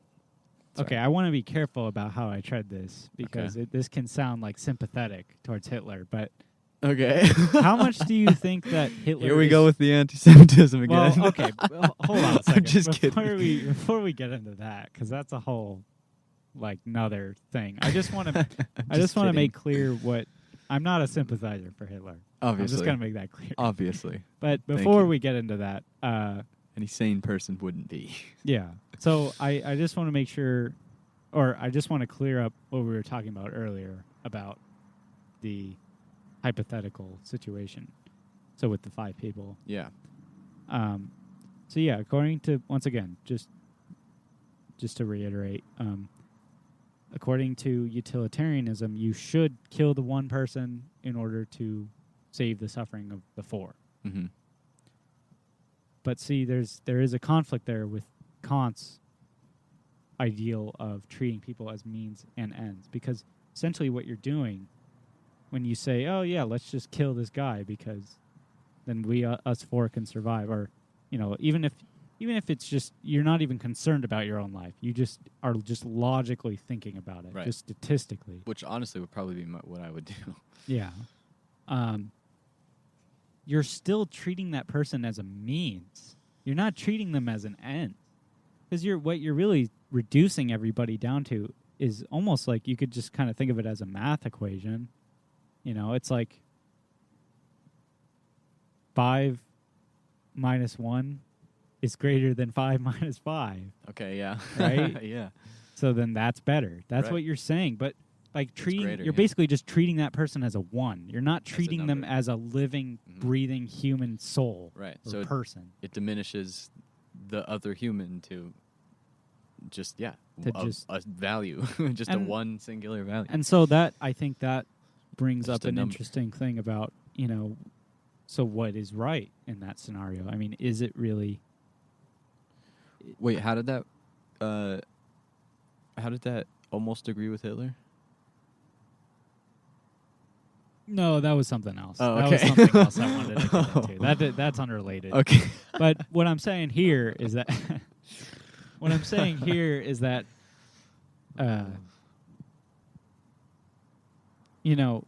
should we take the utilitarian approach in that scenario and say, well, sorry to that one guy. Sorry, guy. It's yeah. like maybe. Oh, yeah. Right. Or should we say to ourselves, well, no, this is a human being. Like, we can't just.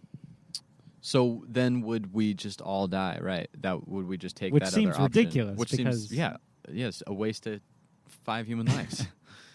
Well, and which then is you, honestly, if we yeah. use the equation, the same equation, that is the worst outcome because the answer that we get is 0 Mhm. according to that equation, because 5 minus 5 is 0, Mhm. right? And that's less than if we just killed one person, which Yeah. 5 minus 1 is 4.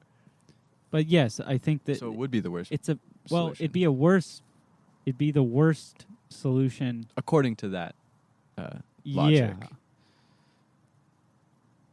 But So that's kind of meta. Yeah, so I mean, I don't know because I have my own. I mean, I know personally if I was in a situation like that, I mean, yeah, obviously in the back of my mind, or well, in the front of my mind, I guess, I would be thinking about that utilitarian approach. But I'd also be, because I mean, it's kind of easy to almost just say, well, yeah, that's just easy. But imagine actually killing somebody. I mean, that's not right. That's pretty brutal. I mean, I can't imagine it. That would suck. I can barely watch people die on the internet. Yeah, so it's like, can you really do that? You know, right. and then if you do, like if the four of you do decide to kill that person, you know, what kind of, how is that going to affect you, like after? Is your quality of life know. going to be lessened so much that it should have just ended in the first place? Yeah. Right. Which, well, that would see, you could take another utilitarian approach. Yeah. Because you could say, if the pleasure, or let's just say, if I'm happier dying here before that happens, right. then I should die. Whereas Yeah. if I have to live a lifetime of guilt and shame and right. and just terrible emotions, then I might as well just die. Yeah. So yeah, you could. That's another kind of interesting way you could, I suppose, apply utilitarian ethics to. So, I mean, it that seems situation. sort of like the answer to it is meta-utilitarianism. Yeah, well, you could keep kind of playing that game. Right? Yeah, Because then you could, well, so we assume that it was a room of random people, but now you could start asking people around, like, well, who are you? Like, what do you do? What is your... Decide who it's going to be. And is that well, more... we could say it's still that one guy. Oh, it has to right? be. Right, it has to be. I mean, either way, We're splitting hairs at this but point. just for simplicity, just for continuity, let's just say it's just that one guy. Well, we can ask around, like, what does that one guy do? What does all the other guys do? If all the other guys are, you know... Maybe give him some dignity in it. You know, like give him some honor in doing it. In that way, it's still not necessarily like moral and the good thing to do, but it's maybe now veering more towards the right thing to do. Mm-hmm. You know, it's just so giving him honor, I think. Well, is another a good, interesting thing. Well, okay, so that's another because like, you way. divided that into a different way of looking at it, as far as like the pain you could suffer over the long run versus the pain just in the moment. But yeah, what I was kind of getting into was if you could determine, you know, I mean, there's practically an infinite amount of parameters you could use to decide. Because you could just take career. Like, let's just say the guy was, like, homeless or something, you know? He didn't really... And he's in poor health, and, like, he's probably going to die soon anyway. Let's just assume that. Right. And let's say all the other four people are, like, young, healthy people. Right. You know, that's another way you could interpret or use the utilitarian approach. Because you could say, well, yeah, you know... all these other four people are 20 years old, and the one guy is, you know, in his 50s or 60s. It's like, that's another way you could say. But then once again, you're kind of making him into, you're reducing his humanity by describing to his it? characteristics. Oh, okay. Rather than treating him as, once again, a thinking, living, emotional. You know, because that guy, it could have been you. It could have been any other guy. Let's just say the guy who's monitoring the whole situation just picked someone at random. Right. But in that case, it really could have just been anyone else. Yes. Right. So it's like how much, you know, I think a lot of that has to do with empathy. So if you're a very empathetic person, you're probably less likely to you know, kill the guy because you'll think, oh my God, like that could have been me. And if I was in this circumstance, that would be horrible. Yeah. And that's now you're starting to kind of treat him as an end. Right. When you start to put yourself in his shoes. Uh-huh.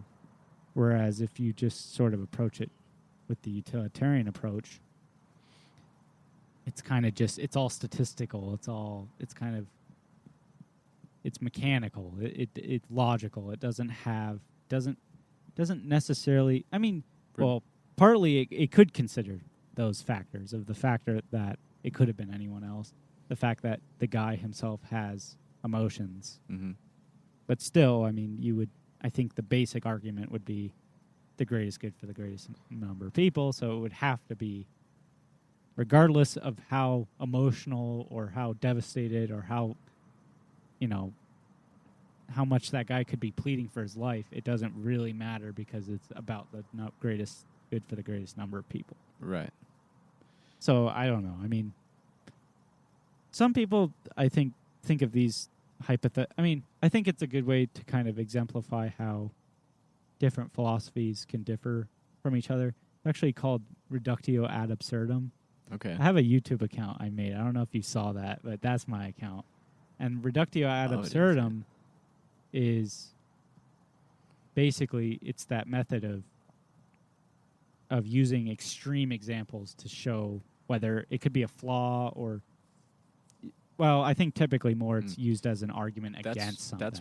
That's like, honestly, that's like the main thing that I use in against things and arguments, is using the extreme examples just to show that that your theory can be wrong. Yeah, it's a very effective tool, I guess, or way of going about that. And then from there you can start lessening the extremities, and then it's extremities. I don't know how to say that word. Whatever. Lessening. You can keep on making it less extreme and less extreme, and then all of a sudden you're at a point where it's so, like, there's so many things that are wrong about the theory that it's just not right. I'm sorry, that was tangent. Go ahead. No, you're good. I was trying to think back on the Hitler thing.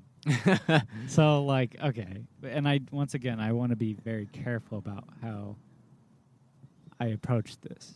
Yeah.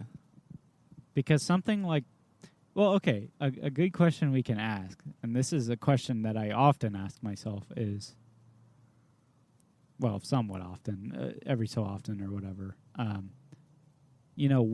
what actually allowed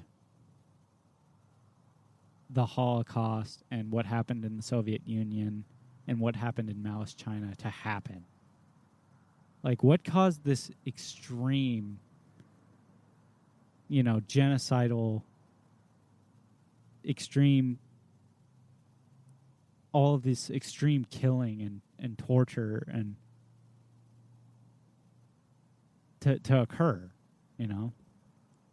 I mean, some people, so the way I like to view it is, or one way I guess you could sort of interpret what kind of went on in it during that time was that people more and more were falling into a nihilistic mindset. So, like, you could argue that because of the Enlightenment period, where there was this huge expansion of reason and science. Right. Well, okay. I kind of want to touch on, like, Nietzsche's philosophy. Because there's a quote by Nietzsche. You know a lot about philosophy. Have you gone to, done any classes on it? I'm taking a philosophy of sexuality class at the moment. I've taken intro to philosophy, but I'm kind of just interested in it in general. And I've read a little. It's hard to read the classics because they're pretty old. Yeah, right. I'm interested in it for sure. I just haven't researched into literally any philosophy. So I'm so unknowledgeable in everything that you're saying. But I love hearing it. It's great. Yeah. So because it makes me realize some things that it's like, because you literally gave me a person who came up with this way of going about arguments that I personally use all the time, and I'm just like, whoa, there's that's actually a thing. Yeah. So Nietzsche has this famous quote It's the death of God quote. He says God is dead. And I've heard that. well, that's the beginning of the quote. How does it go? And a lot of people see that as like a joyful, triumphant declaration. Like what Nietzsche was saying in those words is God is dead. And that's a great thing. And like I don't know, to some degree I think this was during like the Renaissance time. This was during the Enlightenment period. No, Nietzsche came after that. Oh, okay. Actually. And but in response to that, was it in response to that? Is what I'm asking. Like, what was it like? Oh, yes, we're I think more so. enlightened, so less people are believing in God. Is that kind of what it is? Well, okay. This gets really interesting because it's actually not a triumphant declaration. It's not what he's actually saying. It's actually it's actually the opposite. What he's saying is God is dead, and he says something like God is dead and we have killed him, and we'll never return to where we were, or something along those lines. That's a really bad.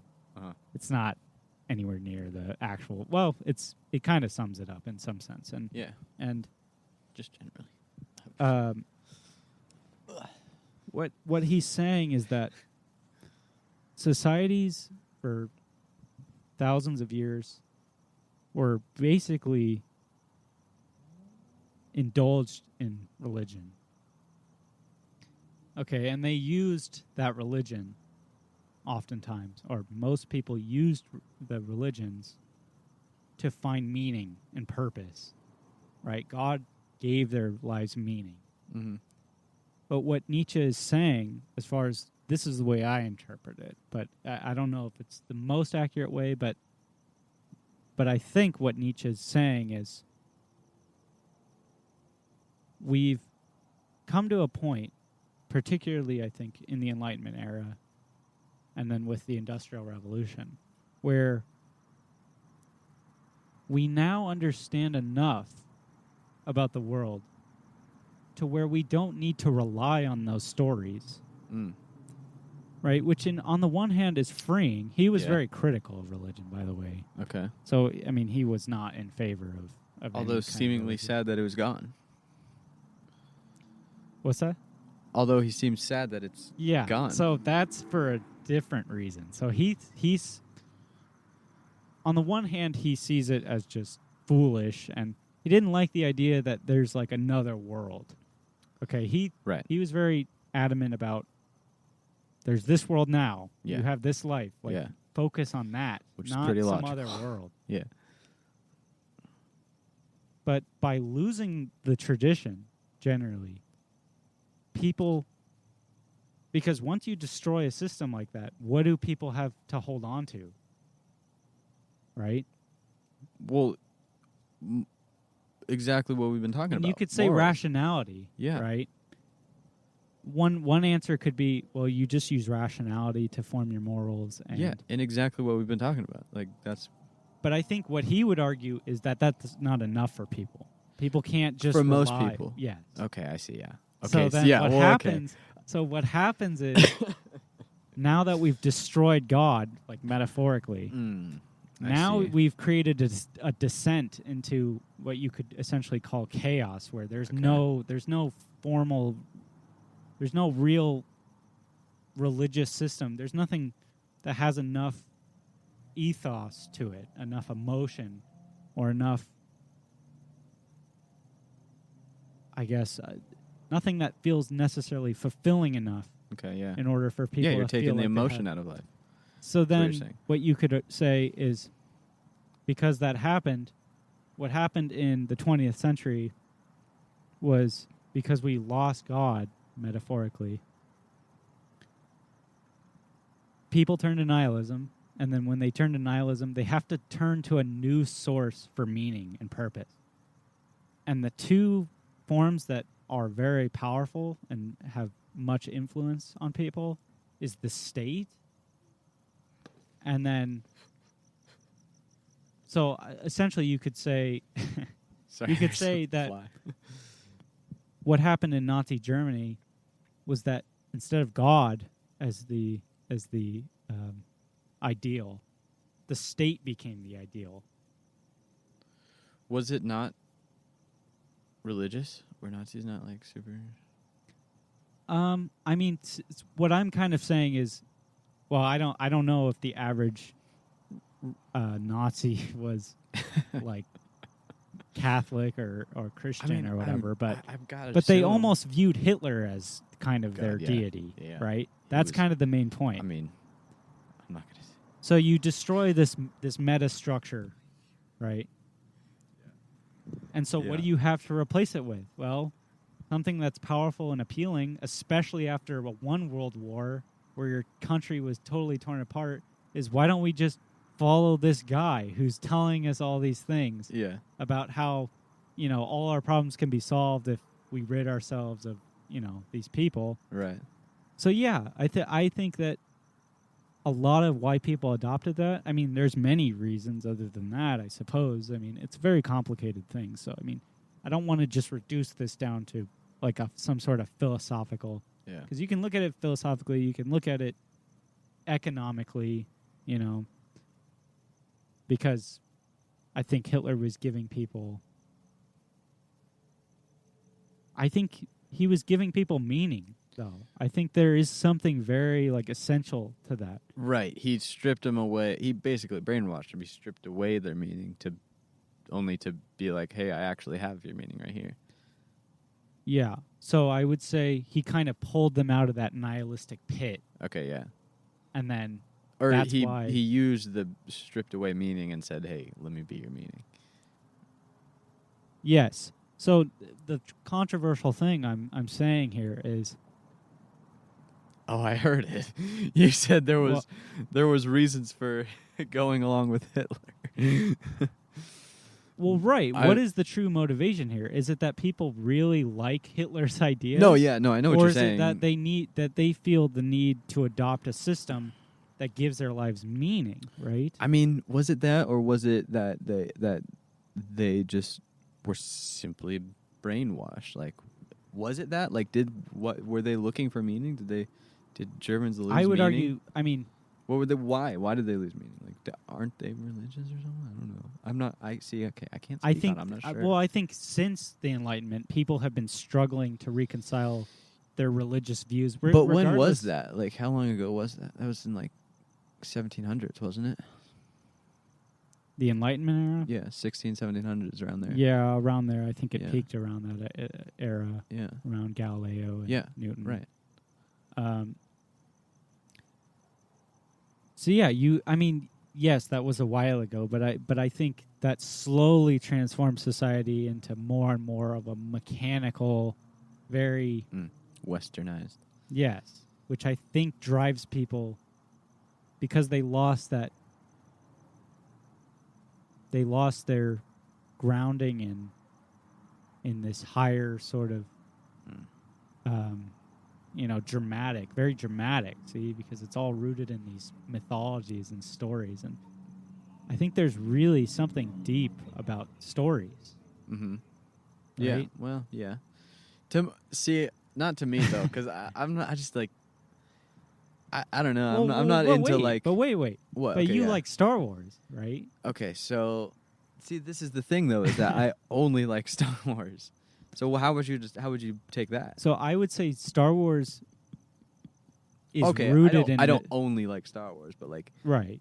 Generally that Marvel... But you can ask the question, why do people pay money and stand outside of theater? It's a little bit... You could kind of... If you take a step back for kind of a minute and say... You could kind of say that it's kind of absurd almost that people will... for a premiere of a movie, for instance, they'll stand outside a theater for hours or days even, potentially. Or it could be the same thing with a video game or any kind of entertainment like that. And they'll wait out there just to see this thing or experience this thing. And, I mean, I would say a lot of that is due to the fact that it's rooted in mythology, and it's rooted in a structure. Okay, I don't know if you've heard of like the hero's journey. Yeah, well, of course. You know, typically the hero starts on his quest from the beginning. There's some sort of call to adventure, right? And then he starts to head he goes from the world of the known, right? I like probably one of the best analogies is like Lord of the Rings. I don't know if you're a big Lord of the Rings fan. Not really. No. Taylor and Joss are screaming at me right now, saying "You fuckface! Watch Lord." They've made me sit through the super long, extended, full, like 30 hours of Lord of the Rings. Yeah. I mean, I didn't sit through half of it. I was like, I'm done with this. This is dumb. I mean, I'm a pretty big fan of Lord of the Rings. Kind of same thing with like Harry Potter. I feel absorbed in those worlds. Like when I'm watching those movies, for me, it's almost like I can put myself in that world, and there's something really appealing about sort of these worlds where, like, things like kind of normal classical physics and stuff apply to some degree, but then you have this added thing of magic and that's what the art is. I think, you know what? I think that is what it is. Is the art that I appreciate is generally based in reality, and then from there, I think Neil deGrasse Tyson says this. I think he says, base your art in reality, and then from there you can take your artistic liberties, right? Like so. Okay. Like The Expanse is really factual. Like it gets a lot of things right, but I mean here and there, sure, they'll take their artistic liberties to, just make for just a little bit better of a story, right? Like you get it right. And it's strange because isn't Star Wars like almost the opposite of that? Dude, Star Wars is okay. Yeah, good point. So Star Wars is so extremely, horribly inaccurate with their physics. So many examples, dude. And I mean that's literally like my favorite piece of media. Which seems kind of ironic, right? It seems right. Like you to like what that I just kind of said stuff. is that I think my taste in media is based in. So I don't know, man. I mean, I guess from like that point, that's just because Star Wars is the coolest fucking thing ever. Yeah, you know, I mean, like I'll let it go because it's the coolest thing. Just for the coolest thing. It's nothing else. I've definitely contemplated like what it would be like to be a Jedi. Dude, haven't we all? I mean, we were talking about this last podcast too. That's intense, man. Dude, yeah. I mean, imagine if you were Anakin and Qui-Gon Jinn came to you and said, "Hey, man, your midichlorians are way higher than anything I've seen. Want to come train to be like me, or probably even a lot better?" That'd be insane, dude. Which it's funny because the whole premise or the whole plot line, as far as I know, of the movie, The Revenge of the Sith. Yeah. I think that's rooted in a tragic Greek story. I don't know what it is, but once again, I think movies exemplify how we ought to live to some degree. I think that movies, films, and they reinforce what we deem moral. Yeah, right. Right? Because there's typically an antagonist, right? Some of them get it wrong. Yeah. Yeah. But there's typically some sort of antagonist. And everyone in our society pretty much agrees that guy is... Now, it's interesting. Okay.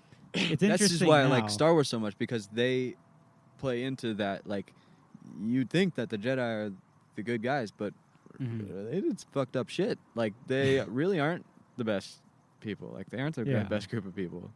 So you want to, like... And what Star Wars plays into is you want to use both sides of the Force. You want to, like, use good and evil because there is both. And use them...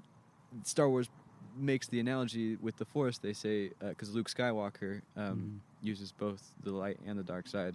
but he doesn't let the dark consume him. Oh, right. Okay. Right. So he uses it when needed. He invokes the bad things when needed. He force chokes, and I think he can use force lightning when the situation is absolutely calling for it. Well, Otherwise, it's strange because like what makes that inherently more evil than? Because I mean, if you just use the regular force to crush somebody, the under thing weight. The thing is the force abilities are divided between the dark side and the light side of the force. Because I Jedi, understand that, but it seems almost just arbitrary.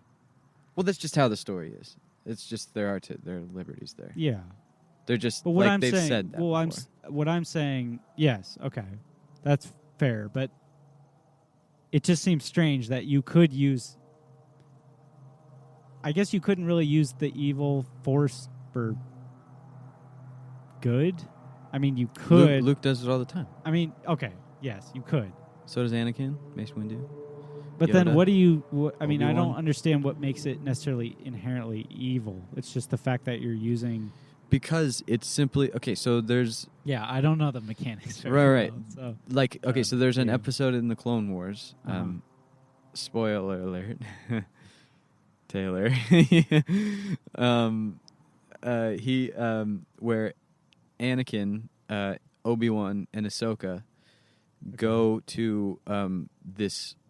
They get like this distress signal or something, and the Jedi Council sends Anakin, Obi-Wan, and Ahsoka. They go to the coordinates of the distress signal, and they see nothing but this weird like white light thing, and it like consumes them, and then they black out, and then all of a sudden they wake up in this weird realm. This realm consists of force, like they're known as the Father, the Son, and the Daughter. Okay. The Father is... I wonder where that came from. The Father is the... he controls both the Son and the Daughter. The Son is the light, exemplifies the light side, and the Daughter exemplifies the light side, and the Son exemplifies the dark side. Okay. And this is directly saying within the Star Wars universe that there's two different sides of the Force, both the light and the dark. Mm-hmm. The Son uses all dark side Force abilities, and the Daughter uses all light side.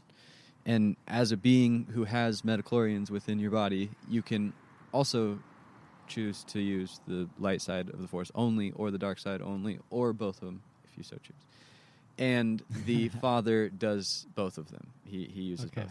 And the point of them going to this weird place is because Anakin is the chosen one, and the Father brings him here, lures him here, and tries to prove that, and he does, and he sees it, and it's crazy. Watch the episode. That sounds, yeah. It's called... interesting. I think it's called, like, Mantis of Mordor, or something. No, not Mordor. Mortis. It's called something Mortis. Okay. Yeah, it's a good episode. Yeah, you'll have to send it to me or something, the link. I'll probably forget. Yeah. But yeah, it does sound Anyway, interesting. it's just saying, so yeah, and that's... I'm just saying that's... so then Star Wars goes and uses that and says, you should be using both good and evil. If the situation calls for the evil. Okay, here's an interesting kind of... I don't want to do too much philosophy tonight, but... My buddy Michael and I, who I mentioned before, have kind of had a conversation about like the light and dark kind of thing. Yeah. So, because it seems like the I guess you could say the Star Wars universe seems to go through cycles where the light force will reign supreme. Absolutely. You know, and dominate, and then the dark force will rise up. Mm-hmm. And then start taking over, or might take over for some period of time, and then the light force will come back. So then the question becomes, like, is it futile then? See, because are you kind of pointing to the idea that, like, really to be the enlightened Jedi, everyone really should be using both? Mm-hmm. But then, see, if everyone was like that, then, I mean, would there still be conflict? Because then what if you had people who use light and dark, right, who are then also against each other. So this goes know? in. I mean, no, I'm not. I'm saying like you can do good or evil things using both the good and the light side of the Force. Okay. It's just it's just the fact that the Jedi don't use the dark side. Because they view it as sort of it taboo. restricts them. Yeah, they view it as bad. Well, it's because it's tempting. Like you can easily fall into the trap of doing more dark things, and then eventually you're all of a sudden Palpatine. Okay, so we could take a utilitarian approach to whether or not. Okay. Because on the one hand, you could say, or really you could say, does the risk of using the dark side outweigh the benefits of using the dark side? And then does that vary by individual? Star Wars is saying, oh, by individual. Oh, that's a good point. Because I would assume people like who are more powerful, perhaps. Right, because Luke was supposedly the most powerful. I feel Actually, like Leia was more powerful, but yeah, Luke. It's possible that the more powerful you are, the more likely you are to succumb to the temptation of the dark side. But is that necessarily linear? Luke is near the most powerful. And Yeah. He's like doing it. But I would say the more powerful you are, the easier it would be to resist the temptation. To resist it? Yeah, it's in the will. They literally talk about will in the in the Star Wars universe too. Uh-huh. Yeah, which I mean, is your will a real thing? Like you have will, right? I think maybe it would be emotional stability would be. Okay, there you go. Yeah, because for Anakin, for instance, he was very emotionally unstable. Yeah. So that's ultimately what seemed to lead him to. Yeah, but it was caused by Palpatine. Yes, ultimately. It was strategically devised, Yeah. which is cool. Also, or it's not cool, but there's also interesting. fault within the Jedi Council themselves too, because they like hid shit from him and like let him do all this weird shit, but then they didn't let him move on. That was one of the things I think he brought up. My friend Michael, because isn't there what Jedi isn't part of the Jedi Council? Qui-Gon Jinn. So he kind of he is a master. I think he said that Qui-Gon Jinn is his favorite, and part of that is due to the fact that he's awesome. Yeah, he used both. He was honestly more in the realm that, or in the train of thought that there is not a good in the dark. There's just the Force. That's what he was saying, which turned out to be wrong. But he's more of like just things happen. Well, okay, which I think is more based in reality. You say that's wrong, but imagine you according were to Star Wars. Well, imagine you were the father, though. Right. So would the father view dark and light as two distinctive things, or he said that there are two sides of the Force: the dark and the light. Okay. Yeah. Like he literally said those words. But I almost feel like since he's from like the omnipotent or omnipotent, he dies. Oh, he does. Yeah. Okay. So he's not. They all three die. Actually, so they're not within the they're episode. Not like gods. They're just. There are the wielders of the Force. Okay, so if they die, the Force still exists? If the father died and the daughter and the son were left to be just on their own doings, the son would take over because the dark side is ultimately more powerful based on even like skill and everything. Okay, because one other thing, is the father, daughter, son just an arbitrary name? Because that is their name within the Star Wars universe. It's not implying that the daughter and son came from the father, is it? Well, then there'd have to be a mother, right? Or not? No, not necessarily. No, because Anakin didn't have a father. I wonder what that alludes to. See, that's rooted in fucking old pal. Oh, you mean okay. Mythology. Yeah, I'd say. I'm sure that. Yeah, you mean like Jesus? And, yeah. And same thing with Lord of the Rings and Harry Potter to some degree. It's all. I mean, all of those really epic stories. Yeah. Have elements of all kinds of different mythologies and right. and the hero's journey tends to happen. So yeah, I was actually going to say earlier, there's only like a few different stories, and they were made during kind of the Renaissance period, and I guess before too, in early mythology and stuff. But yeah, there are only a few different ways that a story can go, and there's just told slightly different between all the different forms of media that we have, like all the different movies and everything. Yeah, they're kind of like variations on like a theme. Right, yeah. Like a musical theme. You could think of like... Because often in like classical music, you'll have like Beethoven's Fifth, the famous dun dun dun dun. You know, that whole movement is based around that one just simple, rhythmic and melodic line, and then he just expands outward on that. Yeah, it's really I would recommend. I mean, I think it's an acquired taste in some sense. It's very. I think especially because of the music that's popular now, you know, I mean, right now, most people I feel like are into like rap music. Oh yeah, I would say most people are only into rap music.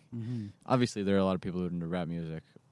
I would say mostly, and then also some other stuff too. But yeah, well, I would say most music is like rap music nowadays. Which I would say is almost not necessarily a polar opposite to classical. But I mean, it's getting like pretty far away. You know? So, dude, I might even just say polar opposite there. Which, I mean, like trap music, dude. Oh my god, I can't. I just can't. I can't even. Yeah, I feel like we got to be careful when we. This is just critique, this is just my opinion. Like, I don't care who knows it. Like, I just we might be offending some of our people. Well, I guess I gotta live with it. Fuck you. Yeah. Deal with it. Yeah, some people don't like your music. Yeah. Well, I mean, I think it's trash for the most part. That we can get into that because that's a whole nother thing. But can be aspects of songs that I absolutely despise that I like. Like lyrics, for instance, can be put on a terrible song, and I can appreciate the lyrics, sure, but I'm fucking fuck that song because it's just altogether it's terrible. Yeah. But But what do you think makes a song terrible, dude? I've been trying to figure this out. How do you describe what it is that makes a song terrible? I have because I don't think most people, like, if you ask somebody like, what makes a song good.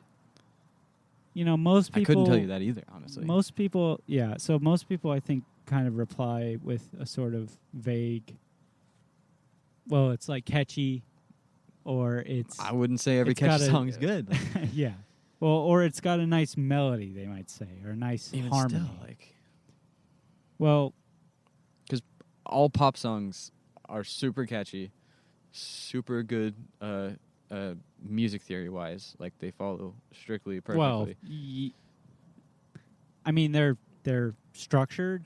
Yeah. But some of them are much more complex. Okay. So like a lot of pop music, it's interesting with pop music because I actually do enjoy a lot of pop music. Dude, like Taylor Swift is like one of my favorites. Really? Yeah. Yeah, I mean I'd say her because she's a great musician. Like. That's really interesting that you'd say that. I did not think you would say that. Really? Yeah. But I mean, I do. Wait, why? Because she's like good at. I mean, I'd say now, like there was a certain.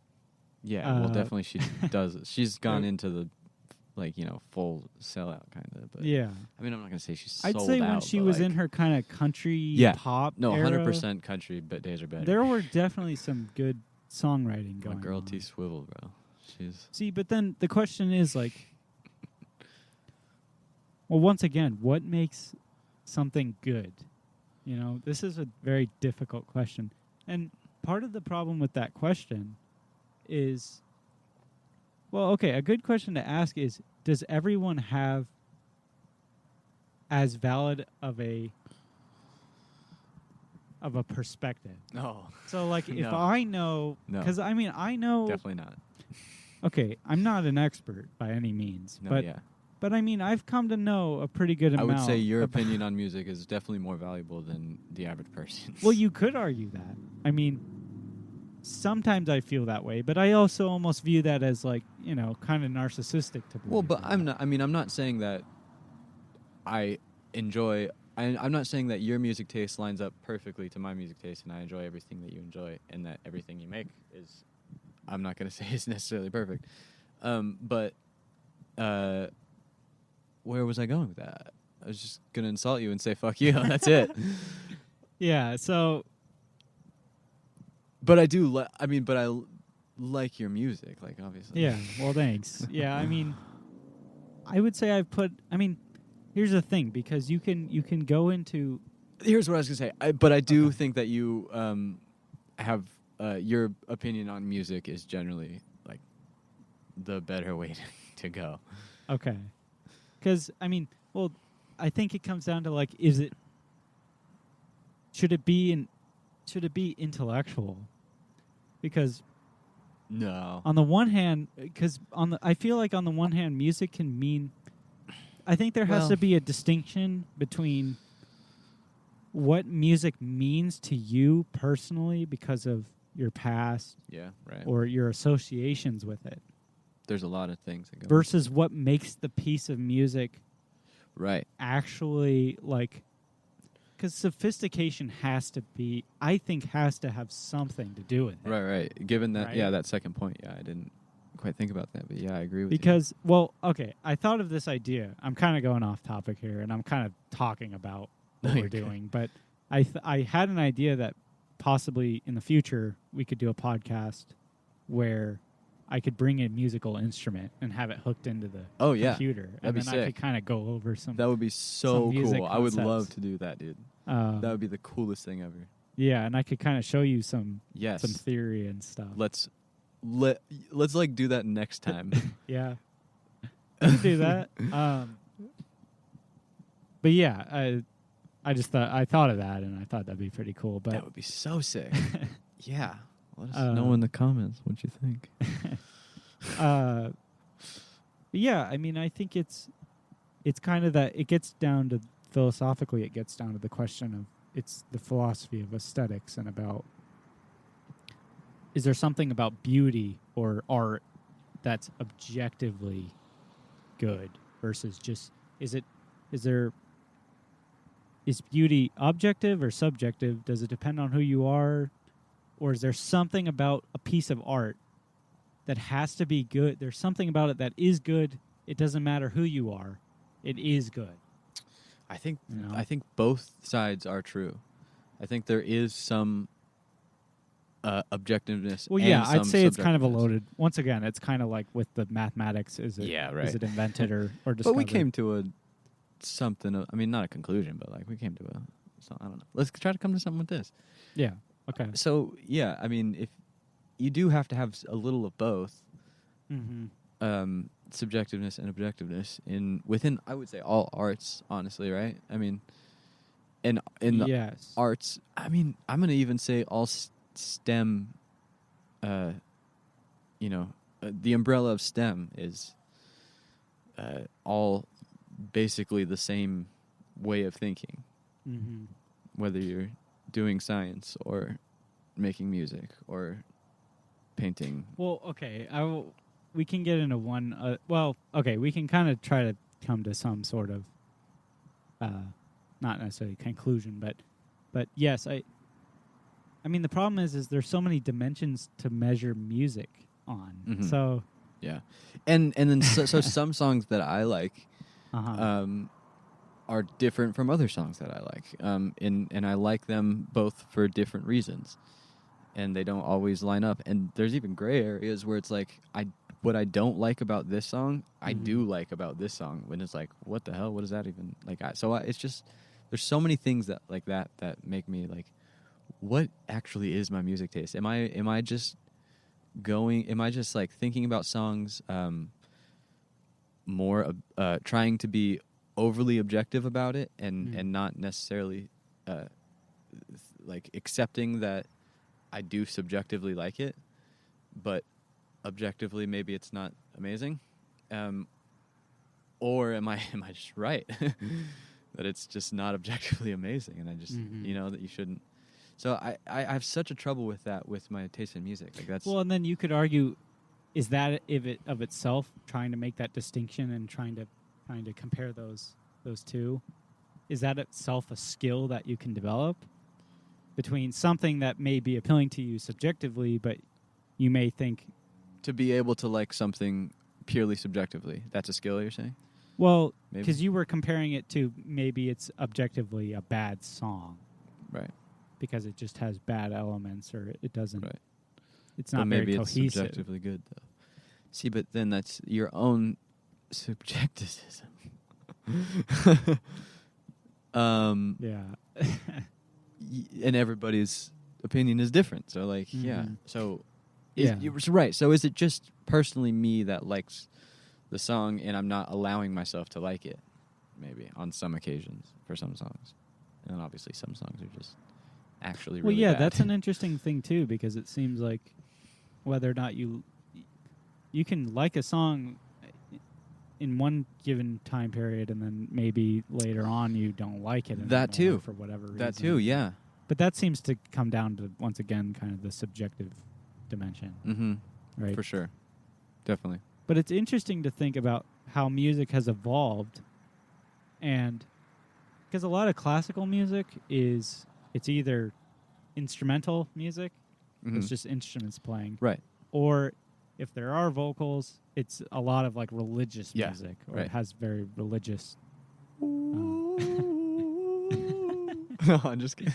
Yeah, but what's interesting about more modern music, especially in modern music, what's become much more common is like words, lyrics, and like meanings. Lyricism, and definitely. That's we can kind of get into. I kind of want to touch on this subject more in other podcasts as well, but we'll get an all music one.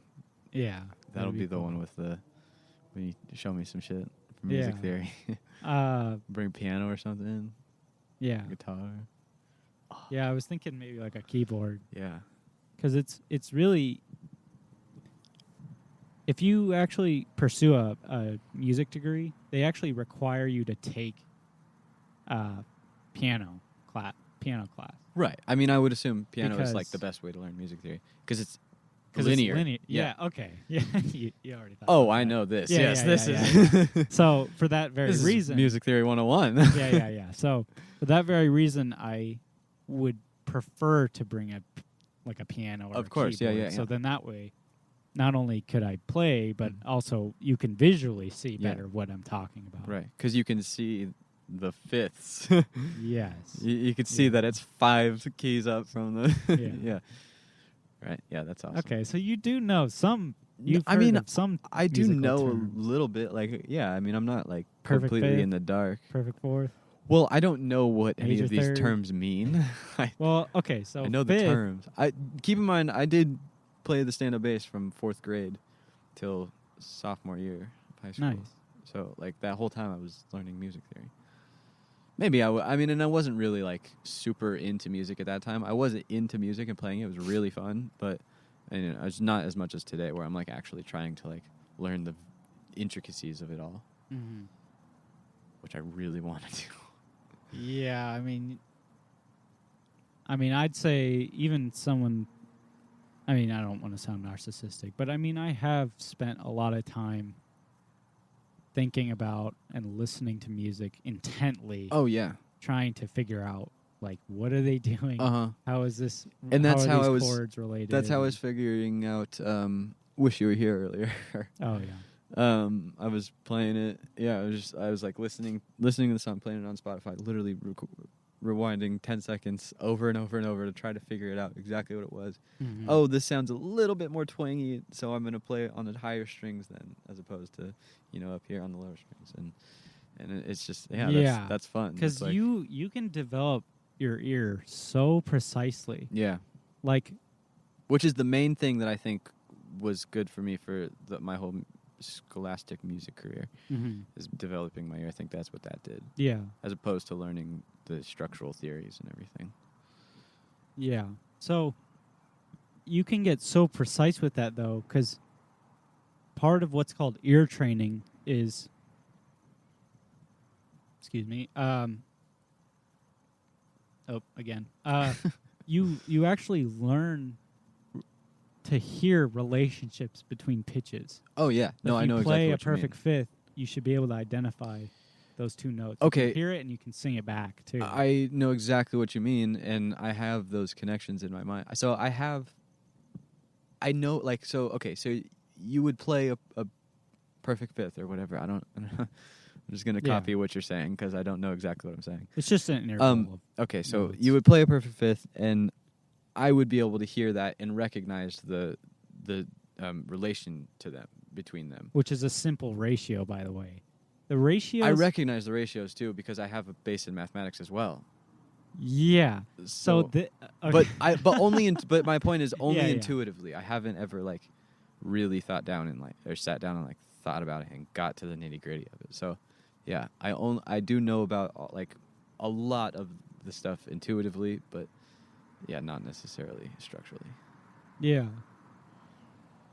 Which is, it's strange, because all of the so really you could think of music as being, well, okay, hold on a second, because I don't want to get too into this without, like, a keyboard with me. Okay, yeah. It's much more profound when I show, I'm sure, yeah. But yes, it's there is a mathematical underpinning to music. Of course, yeah.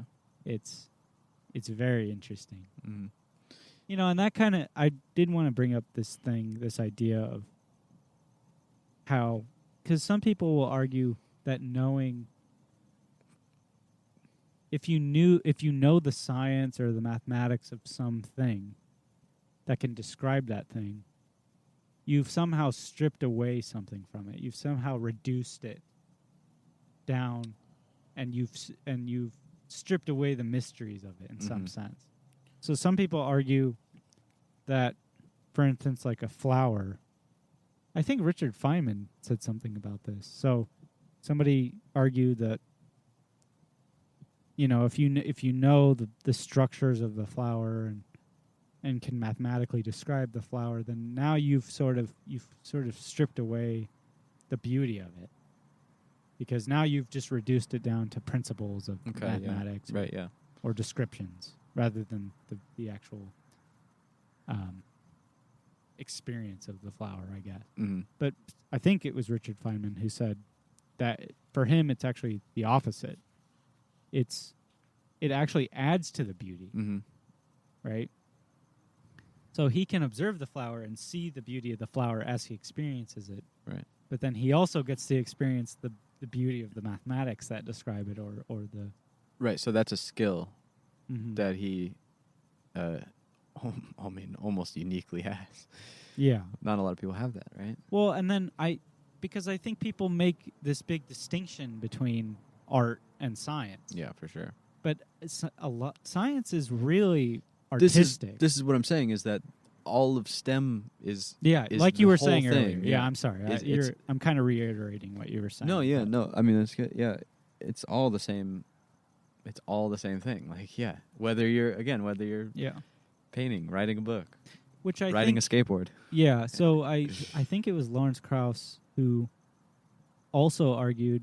I've heard him say multiple times that he kind of used both art and science as a means to lift people out of limited perspective. So, like, in some sense, art and science should aim to broaden people's perspectives on themselves, on the world. Sort of as a placeholder for God. Yeah.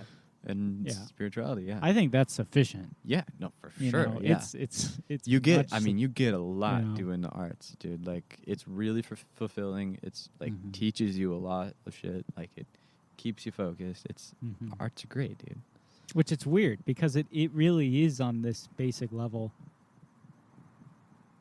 Really, I'd say music is it's sort of a game of tension and release. Yeah, right. That's really what it's about. And once again, without a keyboard, it's a game of entropy. Yeah, and audible entropy. that's really what every piece of music is doing. Yeah. It's going from a chaotic state back to a Home base. yes. Which is really what everybody's doing in the hero's journey. See, I feel like these concepts are somehow all related to each other. Yeah. Like you could somehow create a theory of everything of based in arts.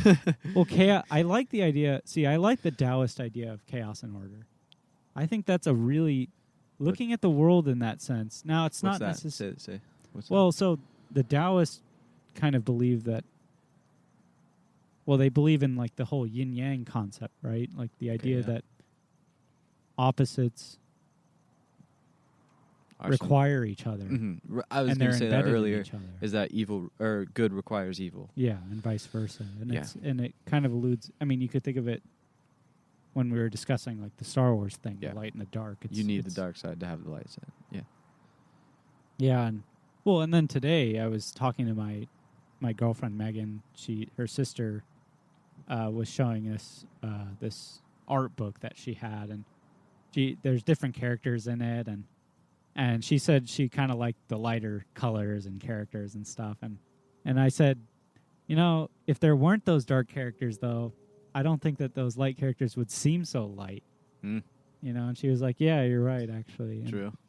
I wasn't trying to like shit on her book. Yeah, no, but I was kind of trying to point to that idea of it's like the opposites are kind of required. Right, yeah. It's kind of weird too in Newton's law, I believe it's his third law with every action there's an equal yet opposite reaction.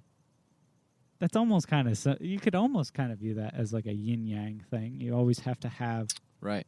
Well, I mean in all of like mathematics, like positive and negative.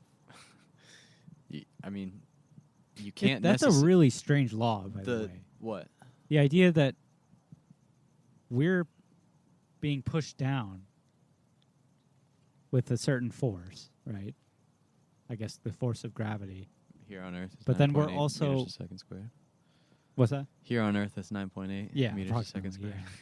Yeah, but then we're also there's also a force acting on us in the opposite direction. Pushing back on us from the Earth, Yeah. And I was watching an interesting physics lecture on Newtonian mechanics, and there was a teacher who was kind of describing what Newton's laws implied, which one of those ideas is, for instance, if you throw a ball in the air, not only is the ball coming back towards us, but we're coming back up towards the ball. It's such to a smaller degree, right? For the Earth, it's something like, I don't know, 10 to the minus 24 or something like that. You're saying when the ball comes back down from its peak, it's coming towards you, and then how are you going towards it? Because there's a force that it's also exerting on us. You mean when you catch it, when the initiation of the catch happens? Well, we're falling towards it because it has mass. It has some extremely small amount. You're saying our gravitational pull to it. Yes, it's there. However, very minuscule. Yes, almost inconsequential. Yeah, right. But it is there. It's there. It is there. Strange. Yeah. It's strange. No, I know what you mean. Yeah. No, that's really weird. Yeah. I mean, in the same way that we're being pulled down to the Earth at 9.8 meters a second squared, but the Earth is also being pulled to, like, we're pulling the Earth at that same exact rate. However, it has more mass, so it's just slower to react than we are at our less mass. Yeah. Yeah, that's super sick. That relation is really interesting. Yeah, which I think you said something about wanting to kind of gloss over, like astronomy. Yeah, sure. I don't know if you want to get into. How long are we going? Do you know? Let me see here. I have no idea. Okay. Probably. Well, actually, I don't even know what time we. I think we started around 9:30, and it's 12:10 right now. Are you? No way. Yeah. No way. It's Yeah. 12:10 right now? Yeah, it's 12:10 in the morning. Holy shit. So I mean that mean we'd almost been going through 3 hours. No way. It has not felt like 3 hours, Nick. Unless I'm wrong. I thought we started. 9:30? I mean, okay, so I got home at like... Or was it 10:30? It may have been 10:30. Okay, no, I called you. It was about 7:45 when I called you for the second time saying, my food hasn't gotten here. I'll wait until it gets here and then eat and then call you over. And then that happened like 20 minutes later. So then it was about 30 minutes later. So it was about 8:15 that I called you. So you probably got here at about 8:30. We were setting up for a good hour or so. I don't know. I mean, for 30, 45 minutes. So I thought it was... Holy shit, I thought dude. it was 9:30. So... I mean, have we been going for 3 hours? I think so. Or more? I think so. Holy shit. Almost 3 hours. So Okay. 20 more minutes, about Yeah. 19. Should we save So astronomy for another time? Yeah, I Okay. think it's going to get too All right. deep. Or, Cliffhanger for next Yeah. episode. Or maybe not next episode. We already have a cliffhanger for next episode. Music? You want to do that next yeah. episode? Well, Or should we have someone on? I kind of wanted to have my buddy Michael Okay, on. let's do that. I'll have to... I haven't hit him up yet, but I was planning on doing that. Okay. And then I think maybe the one after that one, we could do that. Music? Yeah. Okay. I don't know. We can discuss it. But Yeah, but I'm yeah. down. Okay. All right, cool. man. Well, how long? I mean, I'm thinking we should up the frequency, or up the frequency. I think we should do like one a week. Yeah. Last week I was like really itching to do. I was just waiting for. I was like, why aren't we doing it yet? Yeah. Like, what the hell are we waiting for? I really do think because it'll also help with the YouTube channel as well. Mm-hmm. Is this going to be part of the podcast still? Are we still Yeah. still going? Yeah, for sure. Okay. All Yeah. right. Yeah. Yeah, we could do that. So I think that's pretty much it then, though, right? Yeah, Are we I pretty much- think we're good for today. I think we covered a lot of ground. You know. All right. Well, I just want to say, if you want to support us, it would help a lot if you. I think like the YouTube algorithm, there's like some weird shit happening, and I've not necessarily followed it, but I kind of understand a little bit what's happening, so I can say with a little bit of certainty that liking the video doesn't necessarily help all that much, although it's appreciated and it's awesome, and it would help a little bit, if anything. Subscribing it doesn't do harm. It does not do harm. Subscribing helps a lot, and commenting actually really, really helps. So Yeah. if there's a lot of comments, and then if we're commenting back, it shows the YouTube algorithm that there's like communication between the audience and us, and they like that, and then they show it to more people on their related searches and all that good stuff. So Okay. yeah, that would be cool if you could do that. Thanks for listening. Yeah, thanks.